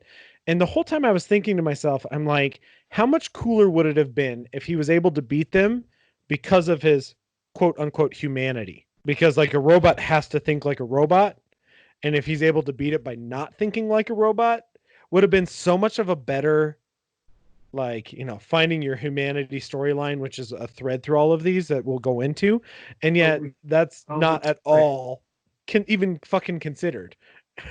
In fact, you're right, the little girl hacks the other two using what, fucking Bluetooth? What the fuck is she using? Because she has to like log into Ed 209 in the beginning, and unlike you, I actually like the early Ed 209 thing just to show like how stupid Ed 209 is, like as a thing, like it was so easily hacked. Like I kind of enjoy that. um I'm a puppy. yeah, loyal as a puppy. Um, I I think that's her being able to hack them like remotely is just, it irritates the living shit out of me. I actually like the little girl character, very much a Fred Decker, being that he worked with Shane Black a lot. As soon as she shows up, I'm like, oh yeah, that's the Shane Black character. Um, Make one brief note since we're already in the stage where we're crapping on this movie. Um, Actually, the scene where Robo realizes that her parents are dead and she's like laying on him trying to sleep on she like falls asleep on his thigh, but basically instead of looking at her and being like, sorry, your parents are dead, nothing to hope for, he just says, your parents are always with you as long as you remember them, which, considering his character's traditional problem with memory, I thought was actually a weirdly sweet scene too. For sure. I actually think the little girl's character, there was a part of me that wished that she was kind of the main non-RoboCop protagonist in it. I mean, she kind of is to an extent, as she acts as the audience surrogate in a lot of ways, but I wish that she was a little bit furthermore that they explored that. Again, this movie had a lot of interesting ideas, doesn't explore them in a way. So going back, second thing about the samurai cyborgs that I have a problem with is I feel like it's kind of racist the whole time. This idea like this Japanese corporation and the assassins they send are like samurai ninjas, and you're like, I mean, I get it, but I also I'm like because this movie doesn't have the feeling of satire. If they would have leaned further into it as satire or not, you know, I don't know how you could get that to work, but it always sits weirdly with me as I watch it that I'm always like, yeah, that just kind of weirdly feels racist in this movie. Again, product of the time, if you will, but coming off of the huge ninja craze and Teenage Mutant Ninja Turtle craze and stuff of the early '90s, there's part of me that gets it. Like you said, a lot of movies had Japanese corporations as villains at this point. I'm looking at you, Rising Sun. Um, right? So, or Die Hard. I'm looking at you, Die Hard. The Nakatomi Plaza. They're not the villains, but they're certainly that's part of that plot. But Antagonistic presence, yeah, yeah. yep. So that was definitely something that I wanted to bring up with them for that point. Um, yeah, I don't know. As you said, the action's good. I think the final there's the street battle at the end, which is kind of interesting, like with the punks and the privatized military going against the resistance and cops. I think I wish that scene would have been longer because I think that scene you could have really embraced some interesting themes and visual moments. In an imaginary world where this was a proper sequel, was hard R, and that was like the main line it was coming to, the part where the South African mercenary company grabs all these splatter punks and kind of makes them into their army, and then the police kind of deputize the resistance, and like the idea of that war in the streets is really cool, and that could have been a cool. And then you have RoboCop kind of as the air quote artillery or the tank in that, and you have it like a war movie. There's a really good movie in there. Again, this movie's got great ideas. It just can't execute them. And I like the idea that the actually the scene where the cops all throw down their badges and quit, and the guy's like, "But you're OCP employees. What about your benefits?" Yeah. I think what about your retirement plan? I think is the line he uses. But I actually like that scene, and I like this idea of like, OCP buys the cops, but the cops have morals, and so then they just bring in a private military, and then they're like, it's the same difference, right? Like at this point, again, interesting idea there, and you get the the evil sniveling general for the privatized military as kind of the main villain, but there's just it's a lot of hot air and a lot of hollow underneath. Just doesn't have a lot of weight to it. So I wish watching it this time as I'm watching it, I'm like, I want this movie to be good. I want it so badly to be good. And It's rewatching it again for the first time probably since the 90s. I will say it's a lot closer to good than I remember. It's not. I mean, unfortunately, it is a bad movie, but it's more on that precipice than I recalled, actually. same, I actually had the same feeling. And I do think and I think this time I was willing to be more open to the new ideas they were presenting than before. I just think at the core, it misses a lot of the major elements that I want in a RoboCop film, which is satire and violence, particularly of this era. Now, I mean, that kind of leaves us. Is there anything else you want to say about RoboCop 3 before we move on to Reboot Cop? No. Again, we have Murphy struggling with his humanity again because apparently that's the only story we can tell with RoboCop. And again, we have OCP. I mean, we've gone from like kind of mustache twirling, but at least subtle and within the realm of corporate rating, to like out and out. We're rousting these kids from the rec center villains here. Yeah. Well, I would even argue that this one, in particular, changing the face of OCP to Rip Torn, who's delivering a lot of his lines with tongue very firmly planted in cheek, down to the sequence where the gentleman from West Wing, I can't think of the actor's name at this point, who's meant to be kind of the up and coming executive at OCP, goes and commits suicide randomly mid film, which is meant as a joke, and you're like, wow, that's a dark joke. That's like a RoboCop 1 joke Yeah. that you have there. Oh yeah, where the dude jumps out the window. He goes, "I'd never do that. That's too messy in public. If I ever do it, I'm just gonna eat a bullet." Yeah, And and he then shows the gun. it's blamed, and then he pulls a gun out of his suit and goes, "If you'll excuse me," and I'm like, "That's a dark joke." That's a And super dark joke, and you never see him again. You do hear a gunshot in the background, but another episode of No Franchise Fatigue, another movie with suicide. I oh Jesus. Yeah, we're getting there. So, but I think that OCP in this one, kind of going off of your theme, is almost like the blundering idiot villain, because they're being bought out, right? And they're kind of like scrambling. There's like this scene, this whole idea that they're scrambling around. So you get this idea that it was kind of like the idiot villain, that they're no longer the puppet masters that they were in like the second one. And it makes for, like, to me, the evolution for OCP between 1 and 2 makes sense. Going into 3, OCP being this kind of blundering, you're like, how could they have pulled off 1 and 2? I don't know. It just doesn't track for me. Yeah.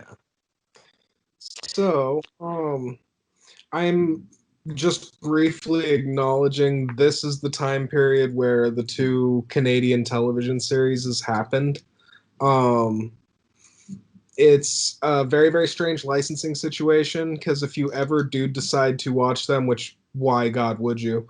But if you do ever decide to watch them, they're fascinating on the level of the only things they had the rights to were Delta City, OCP, RoboCop, and Alex Murphy.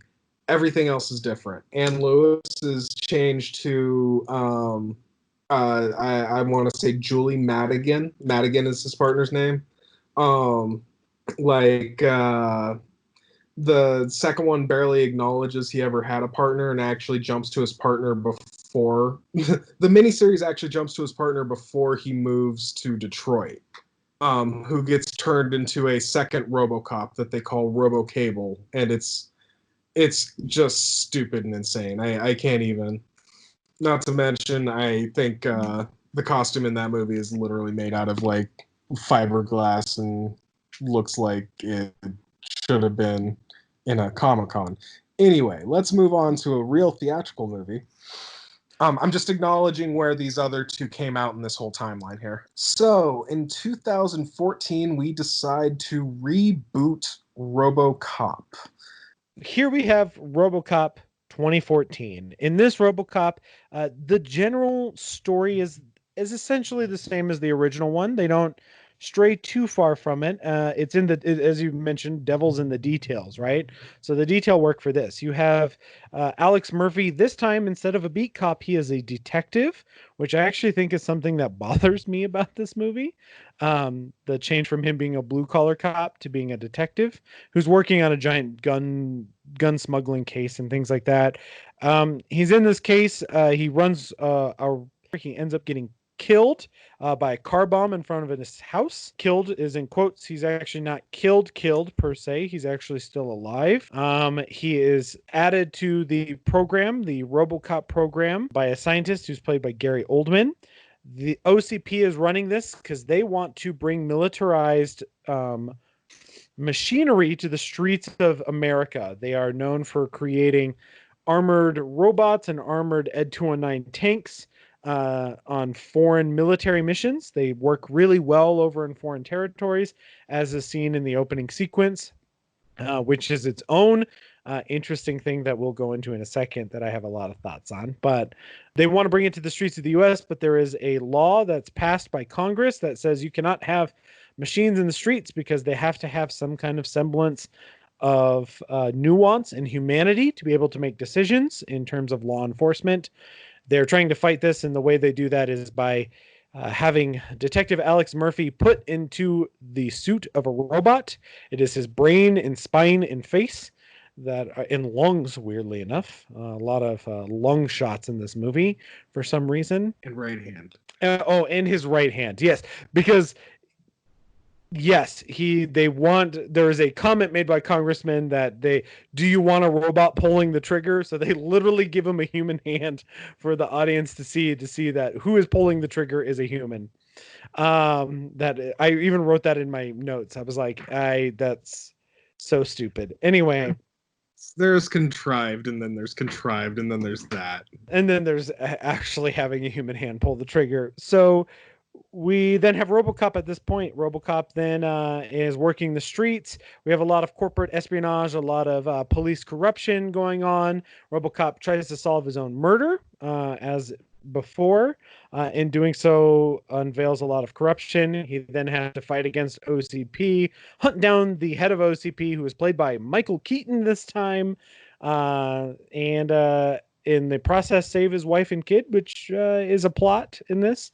As I mentioned, so much goddamn plot in this movie.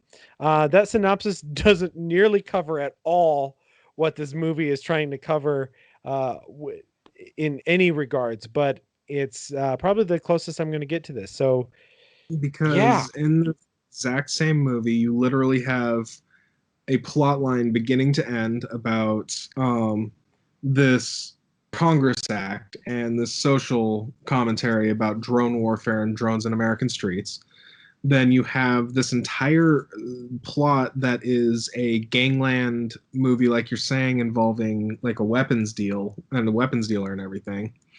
You have just a super generic mid 2010s anyway villain in the corporate head.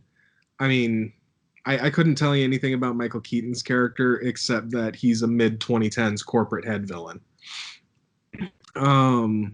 You've got Jackie Earle Haley, who is there for some reason, who the head of OCP security apparently. He gets to drop the line though. I'd buy that for $1. He does get that line though. Yes, he does. he does get that.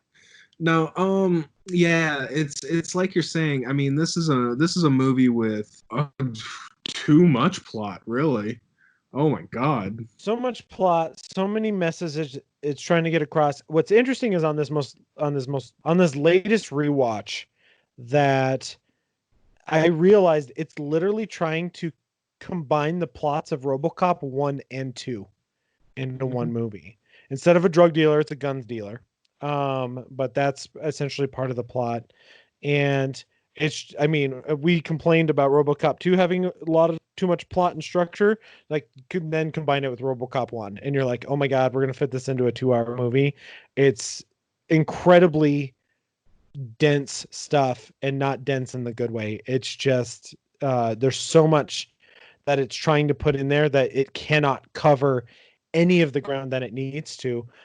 Even pulling new plot lines like his family. This is 5 scripts worth of movies, easy. I was actually excited for this movie. So, and the reason I was excited for this movie is that, we are almost 20 years past the last entry into, the RoboCop franchise. A lot has happened. You can make a RoboCop movie that addresses new concerns and be thoughtful about it and still maintain the heart and essence of this franchise. I was also very excited because this movie is directed by Jose Padilla. And I don't know if you've ever seen any of his other movies. Before this, I had seen Elite Squad and Elite Squad 2, his movies in Brazil. Those movies are incredible. It is so easy to see why Hollywood courted him to come to this film. And I was excited because I was like, oh man, the guy who did Elite Squad is doing the new Robocop. Fuck yes.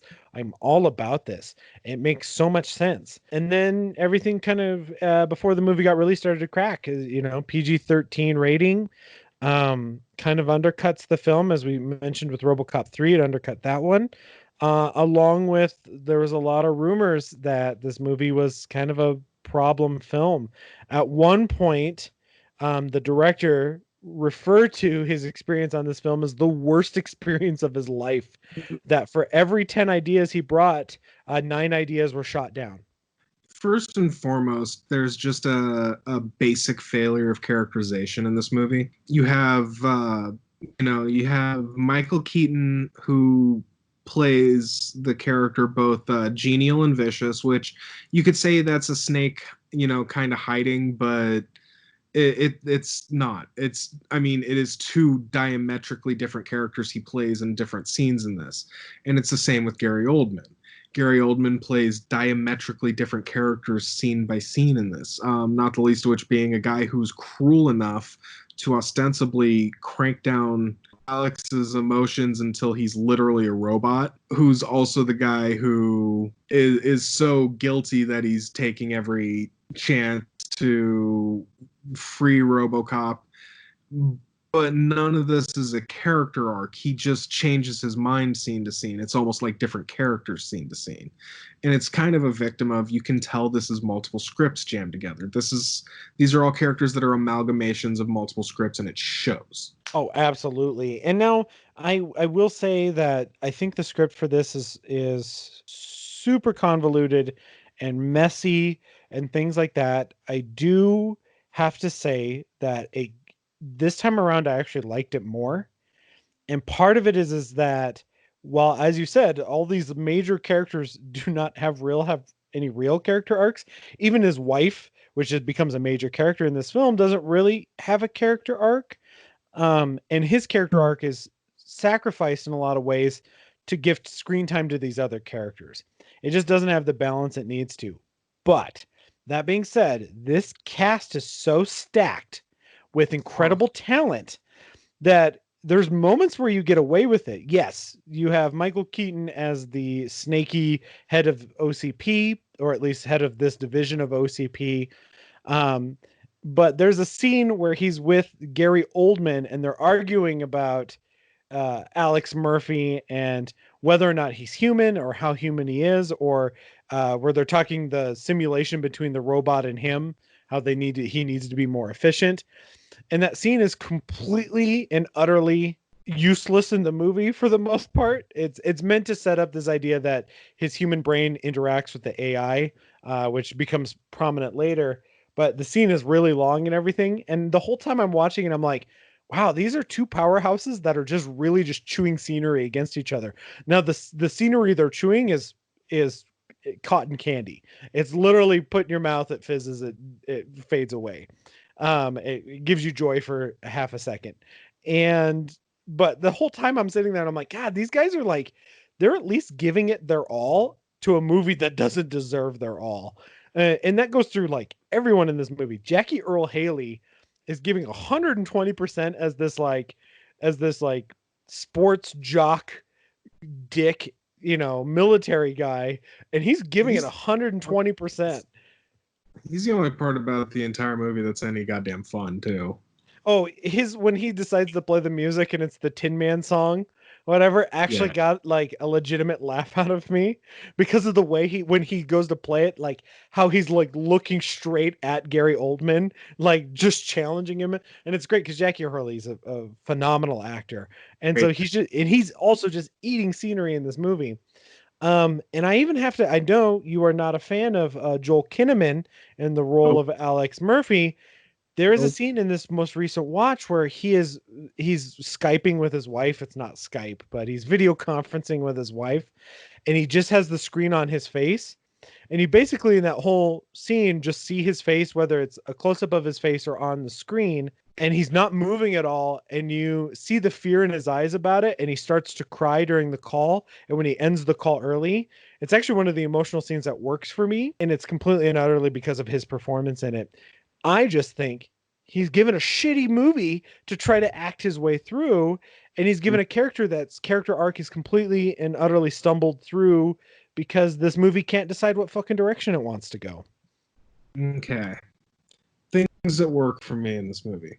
This is a very short list. Sam Jackson as Pat Novak and the Novak factor generally as a framing device for the movie. This is the only thing I would say this movie actually excels at. This part of the movie specifically gets it. I mean, it just gets the original RoboCop in a way almost no other follow-up ever has. And that is framing it all around this Bill O'Reilly-like character played by Sam Jackson, who is just amazing. He's like an OCP pundit who is just yelling about how America needs these drones, and if we can use these drones to pacify these Middle Eastern countries, why can't we use it to save American lives, the ones that really count? And it's just great. This is great stuff. I thought that was it. That was going to be like your only thing that you liked. I was just pausing if you had anything to say about Pat Novak specifically as a character. I do have things to say about this. This movie is 98% satire free, except for the Sam Jackson. And you're absolutely right. So, and this goes into a bigger theme that I'll talk about in a little bit about what the challenges this movie has to overcome. But this movie has to modernize the RoboCop concept. And instead of doing the commercials about consumerism and then having news reports, having this kind of pundit as that replaces that as being this as part of the set, and having Sam Jackson in that role, if you know anything about him or if you follow him on Twitter, you know that that's where the satire lays. And it's kind of blissfully awesome.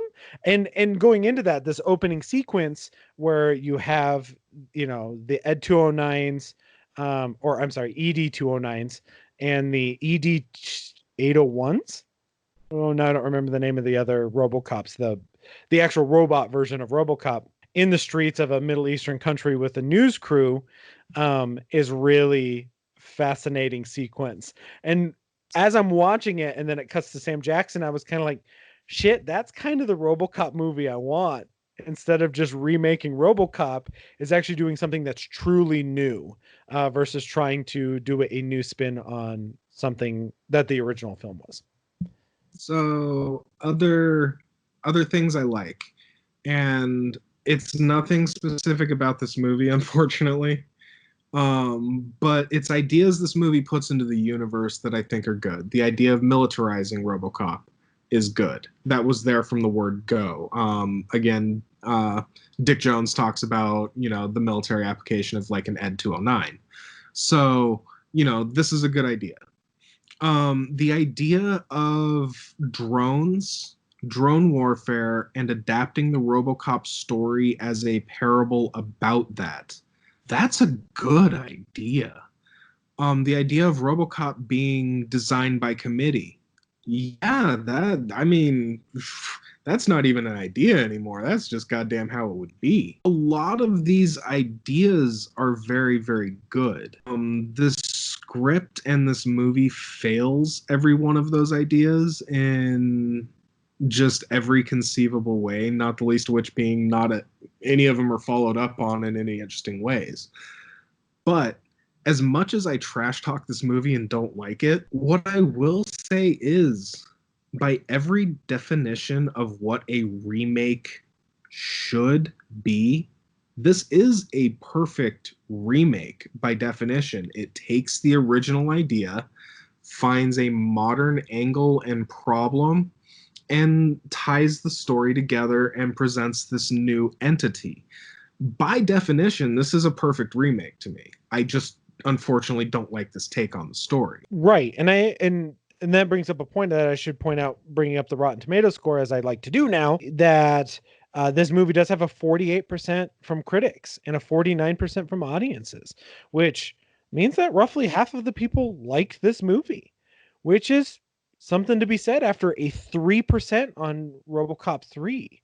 You know, that where Robocop 3 was seen as a failure for the franchise, this one, I think people could see that it's probably better than they expected, more so than anything.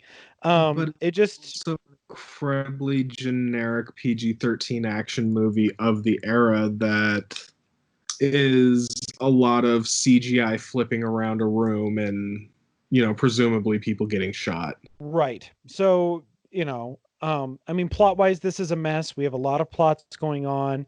As I mentioned, the wife and kid are a new plot that's brought into this.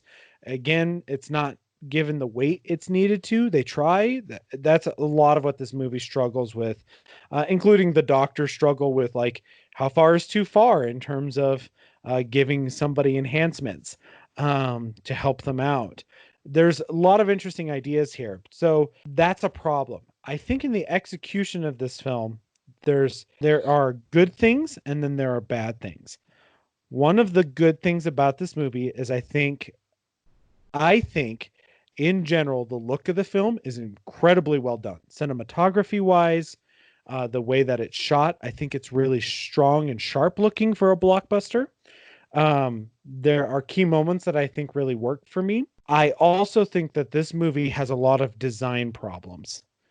And in particular, Robocop's suit being all black with the red visor does nothing for me because he blends in with every fucking thing in the background. Everything. And now what's funny is the movie makes a point of that was a decision by OCP, and then once he's free of OCP by the end of it, when you see him like walking through the police station, he's back in his silver suit that he was in the beginning of the movie.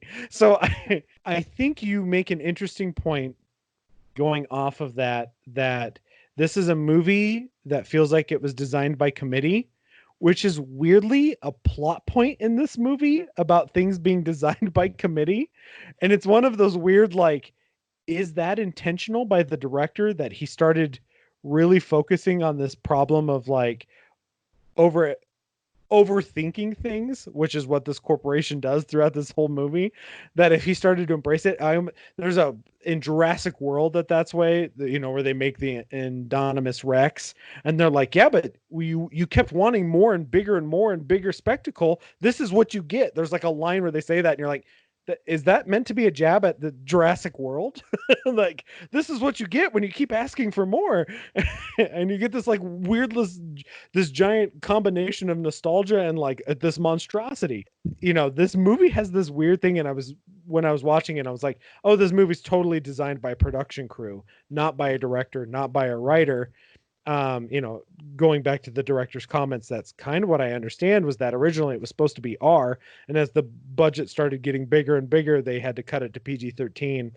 And I know Joel Kinnaman in the early process of this movie was talking about like, oh yeah, it's got to be R, in commentaries, and then it ended up not being that. So yeah, I don't know. I just think that this movie is interesting in a lot of ways. Like you said, it's kind of a good remake on paper in the way that it modernizes the struggles, the obstacles it overcomes in trying to modernize it. And I have never really been one to say much of a kind word about this movie, but that moment where he asks to see what's left and he sees all that remains of his organic, self, I think is one of the most astonishing and heart-wrenching moments of body horror in modern film.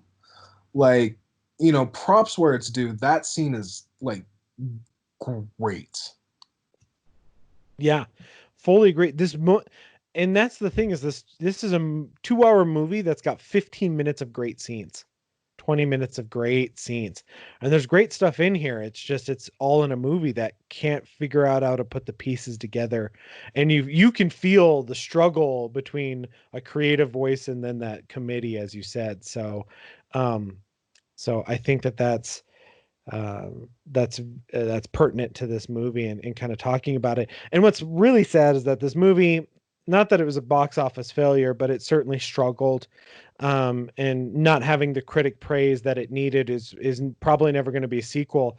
But I would actually be curious to see what a sequel looks like to this, because I bet you could make a really good sequel to this because of all the lessons you learned from the mistakes made in this. Um, and kind of before we start wrapping into, like the broader themes of the franchise, what do you think of the at least idea of the Neil Blomkamp 20 years later, like Old Man RoboCop sequel idea? I think you can make an interesting movie with that. Um, I personally hate Neil Blomkamp and everything. Well, not as a person. I'm sure he's a great guy. Rephrase. I hate everything he's ever made. Just a weird kind of spot for me. I'm just not into it at all. So not to get too far off topic, because this goes into how I answer this question, but why don't you like Neil Blomkamp? Style over substance in a way I don't like. I don't know. Just I couldn't even really put full words into it. Um, the closest to a movie I've liked of his is Elysium, but I still didn't like it. Mostly that one is just because it looked like he took a trip into the future and just filmed it there. The effects are so freaking good in that movie. So I guess to answer your question on that, I am very excited for he's now not doing it. So for the record, at this point, he's no longer attached to this. RoboCop Returns is what the title of this is. But I was very excited for it because when you think about all of his movies are science fiction about social commentary. Mm-hmm. It's class warfare and especially from a South African point of view, which is really interesting. But class warfare in District 9, and Elysium, again, class warfare, but about somebody who's fighting his way up. Elysium has a lot of RoboCop elements to it. Which is when he was chosen for it, I was like, oh, because I remember when I reviewed Elysium way back when it first came out, I was talking about that it was kind of like the postmodern a person who grew up watching RoboCop. This is what they make. Elysium's problematic because he's heavy-handed. Fun enough, I would actually say Chappie, Hubert Jackman's character in Chappie feels like a RoboCop villain, actually. For sure. And that's the thing about his stuff, is that I think that there's a lot of elements that he could bring to RoboCop. My worry is that his sense of humor, particularly what came out in Chappie, doesn't work for me. So I don't know if he could nail, and don't get me wrong, Reboot Cop is almost satire free outside of the thing. And I'm not sure he could bring the satire that's needed, because all of his stuff comes off as heavy handed because it doesn't have I mean, it's not like RoboCop's not heavy handed in its messaging, as we'll get to in a second, but I don't know if he has that balance between being heavy-handed and not. Because all of his movies, for me, while I like parts of them, by Elysium, by the end of it, I'm like, oh my God, quit smashing me in the face with this messaging. And he does it in a way that's not like RoboCop, where it's like you get the joke of it, where that's part of the message is being hit in the face with it. So, which I guess is probably a good way to lead into the themes of this franchise, and the RoboCop franchise. And as it's one of your favorite franchises of all time, I guess I'll let you start with what you think are the key takeaways, particularly watching all these movies right in a row. Bang, bang, bang. I watched all four in the last 48 hours. I am RoboCopped out. So I think the one like major theme you can honestly say is there from the beginning and even through the remake is basically the idea of law versus right and wrong. The example being like even in the first movie, Boddicker stops RoboCop from killing him in their first meeting in Sal's drug plant when he reminds him that you're a cop, right? Which contrasts very directly with the ending of the movie where, Boddicker basically tries the same thing and goes, aren't you taking this kind of seriously?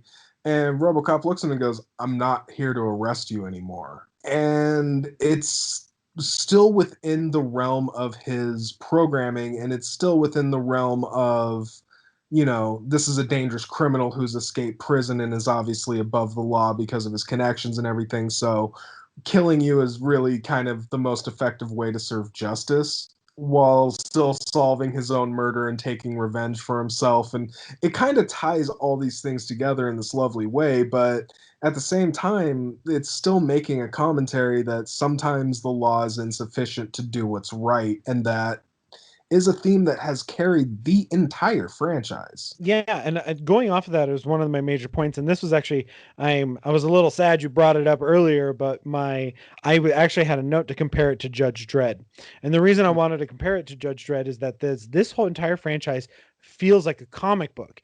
Even Reboot Cop feels like a modern comic book in a lot of ways, but what I like about RoboCop, and this goes into your point, is that there is this discussion about judge, jury, and executioner. The I am the law. RoboCop literally represents the law because he's a walking law book. And as you mentioned, there's this kind of this dichotomy between them that the law book is black and white, but what's right and wrong is not. And it's about this robot learning to be human, which is a theme I'm sure we'll talk about here in a second, the learning of humanity. But in learning to be human is learning to know when the law is wrong and when the law can be bent. And I think Uh, that that's the big struggle being, of this franchise. I was going to say RoboCop 3 being the prime example of that.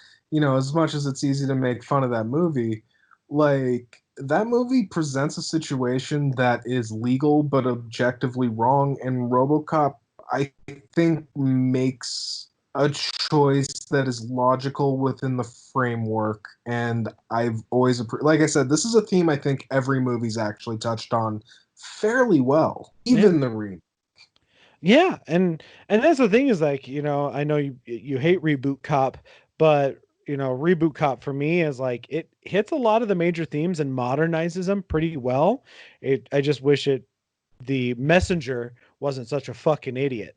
So if the messenger had been good, maybe we would be talking about a different movie or a different franchise in its completion. That's definitely true. I think so. There are kind of I mentioned earlier kind of the religious theme, the Christ metaphor, etc. But I would almost call that more parallels than proper themes for theme's sake. As far as other themes here, the other obvious one that carries through all of them is humanity, the man versus the machine. What is RoboCop really? I don't think, and it's something I mentioned movie by movie intentionally, but I think this is something the movies generally fail, unfortunately. On the flip side, Well, and I would agree with that because I'm not sure that the learning your humanity is the main point of those themes, which is why like if it tried harder, it could hit that. But I feel like so much science fiction, that's the question. I mean, we had what is it to 70. be? Yeah, what is it to be human, right? That is such a generic science fiction question, to the point that we had 77 million philosophical discussions just in one trilogy about that question, which is the Matrix. So, just in that trilogy, we've analyzed that to shit. So yeah, I agree. I don't think it does it as well.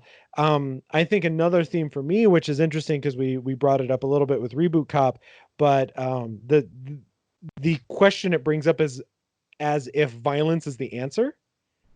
Um, particularly which becomes a pertinent question nowadays, especially when talking about law enforcement. But this question about violence is the answer, and about that fine line that we have to ride. That Robocop is violent. He shoots a man in the dick. You're a move creep, and shoots a man in the dick, and we're okay with that. But Ed 209 completely obliterates a man in a boardroom, and we laugh because it's so violent that we're not okay with it, and so we have to laugh at it. But this whole franchise deals with that feeling that the violence is the answer, and you get this idea that that's what OCP turns to. They're like, we don't understand how to solve our problems, so it's always violence. And again, it's in the original trilogy, it's done as a satire, and this is, I think, where Reboot Cop misses that theme because it's a PG-13. And he uses a stun gun through most of the movie. I don't know if you noticed that it was like a taser gun,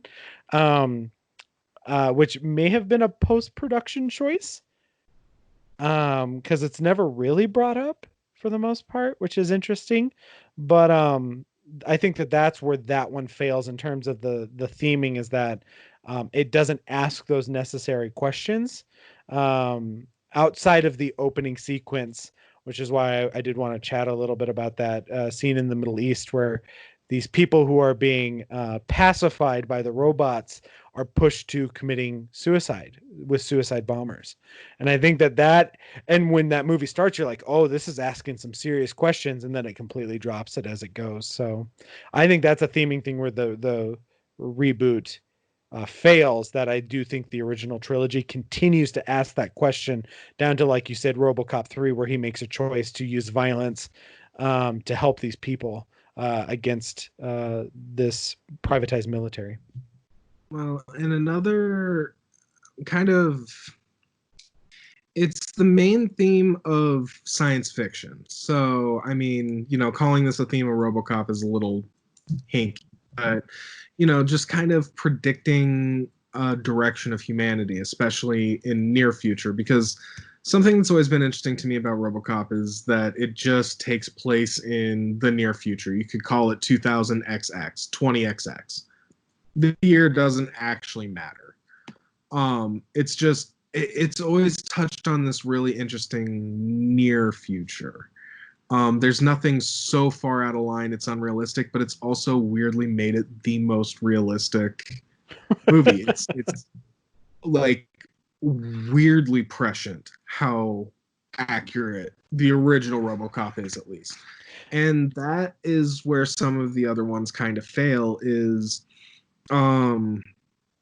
the first movie is cold, calculated satire by some people who had some real futurist thoughts and actually spent time thinking about where our 80s excess trends were going to take us. And they hit the mark in a couple of really scary ways. Not the least of which being, Detroit being privatized. That did actually happen in real life, down to the city. And it was shot in Toronto, so they could have picked any city. Yeah, it's amazing how some of these movies, and there's always obviously the saying that life imitates art or art imitates life and vice versa, but it's between Idiocracy, Demolition Man, and Robocop having way too much come true, it's a little bit frightening. You're like, oh Jesus, all these movies that were meant to be poking fun at the future have kind of come a little bit too close to home. And you're absolutely right, Robocop is at least the original one is certainly hits home a lot, especially with the police, but the chance of the police strike and whatnot. So everyone else flew too close to the sun because everyone was trying to make their point with the rest of these movies. So Robocop 2, you have Frank Miller's psychotic fear of PC culture, peeking its ugly head, and that is so obvious it's almost kind of sad. And basically, a distinctly it has a distinct view on the war on drugs that I think ultimately has proven wrong-headed. Not the least of which being, they take this brief aside to congratulate drugs on winning the war on drugs. Um, It was never a war. We didn't declare it. 3, um, actually, I'm even going to backpedal a little bit. I think 3 kind of hits its mark as far as gentrification goes. That is just stark reality for a lot of people. So, fair's fair, but this is also a movie that makes a joke about cops eating donuts and how my partner doesn't really eat donuts. Ha ha ha ha. Yeah. So It's also a movie where in this area, RoboCop commandeers a pink Cadillac from a guy who's obviously running prostitutes, and you're like, wow, that's a little tone deaf. then RoboCop 14, I think, is the closest to getting this right again.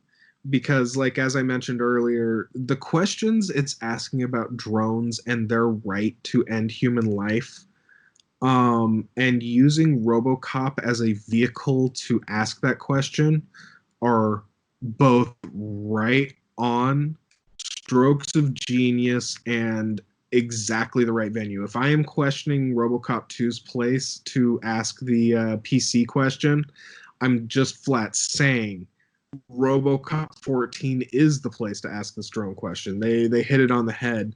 The fact that the movie couldn't capitalize on such an actually perfect theme is heartbreaking, because it's just setting. It's an excuse to put a man inside the robot suit. It is nothing to do with the plot proper.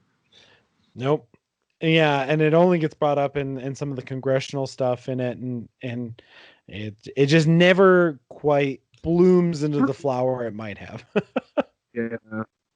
So it's just interesting to me that everything's kind of failed this idea in different ways. And I said, we're already running long, so I'm even gonna spare some of my more specific notes on the TV series. I will say these both failed those points in almost the exact same ways too, though.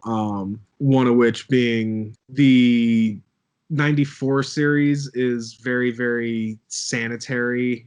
It's a very clean looking Delta City where, it was a 94 Canadian syndicated series. It is what it is. The 2001 series was definitely darker and grittier and took a couple of hints from Starship Troopers for how it does its media breaks. So some of that stuff was legitimately funny again. But for everything it did like that, it still kind of fails the premise in that it is more or less a police procedural. This one actually forgot to take place in the future. It actually takes place real time 2000. There's actually a date in this miniseries. Oh, interesting. Yeah, interesting is a word for it. So nonetheless, like I said, I'm not planning to sideline here, but it is interesting to me how, like I said, my basic premise here is that every follow-up has failed RoboCop, the original, in kind of different ways. Yeah, and it's a fascinating way, and I guess that's a good place to kind of end it. Is that, in total as a franchise, it's a fucking roller coaster, which I guess makes how I'm really curious now going into kind of capping this off and doing our rankings. I'm really curious to see how you would rank the RoboCop franchise. So, you know, I almost wish I had more interesting numbers to give you, but from worst to best, 2014, 3, 2, 1. It's obviously RoboCop with a bullet. That movie is perfect, as far as I'm concerned, the best film ever made. And I do actually mean that. And if anyone ever really wants to get into it, I can actually defend that aggressive a stance on it. But by all means, I'm actually curious where you land on it because I can see someone liking three more than two, for example. I wouldn't want to talk to that person, but I could see it. Well, I can tell you I'm not that person. So to rank mine, also going from worst to best, I would say RoboCop 3, Reboot Cop, RoboCop 2, RoboCop 1. So mine is just one different than yours in that way. For me, I like the ideas in the Reboot Cop, and I think there's good things in that movie. It's just a mess of a movie. And for me, 3 is the worst one because it became so kid friendly. Even where Reboot Cop was more serious and adult oriented, even not being rated R, the themes and messages in it, I think, work better for me than in 3. 3, I just think, is a little bit of a tonal nightmare. So that's how I would rank the RoboCop films. So, and I guess that kind of wraps things up. I feel like, yeah, we're running a little long on this one. This might be our longest episode ever. By the time we get this edited, so which is exciting. It helps that it's a franchise worth digging into, and there's a lot of stuff to talk about here, which is why we want you listeners out there. Hopefully, you enjoyed the episode. We kind of want to hear what you have to say. Is there something we missed in terms of themes or details in these movies that you wanted to hear about?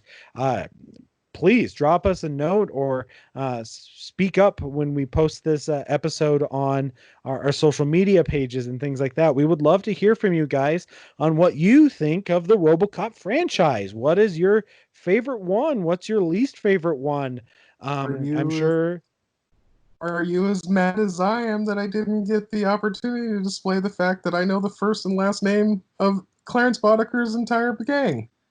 I'm disappointed. I'm truly and utterly disappointed to the core of my soul. So yeah, thank you guys for listening. Yeah, this has been our episode on RoboCop. Please let us know.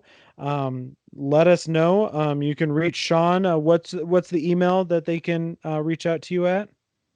That would be nffpod.sean at gmail.com. My name is a four-letter word. Yeah, so definitely throw Sean an email if you have any requests for upcoming episodes or if you want to let us know anything. We're happy to kind of address any questions you might have on that. You can also reach out to us on our social media pages. We're on Twitter at NFFpod. We're also on Facebook at facebook.com/no franchise fatigue. Definitely check out our back catalog. We have a ton of stuff up at anchor.fm or wherever you listen to your podcasts. That includes Spotify and Google Podcasts and iTunes. We're all on there. Check out our back catalog. We talk about franchises. We talk about different cinematic figures with our Good, Bad, Weird, Wild. And hopefully you've been listening to our new series that we started recording, which is Fatigued But Not Forgotten, which is where we try to pitch each other ideas on movies that should have gotten sequels and franchises. So definitely check out those back episodes. Rate, review, subscribe. We love to hear from you guys. Let us know what's going on. In the meantime, guys, thank you so much for listening. We hope you enjoyed our episode on RoboCop. I know it's a little long, but hopefully you guys kind of sat through it with us and enjoyed it. But let us know what you guys think. And hopefully, in the meantime, you guys don't get blown up and have to be put in a robot suit, because that would suck. Yep, have a great night. Thank you so much. Bye.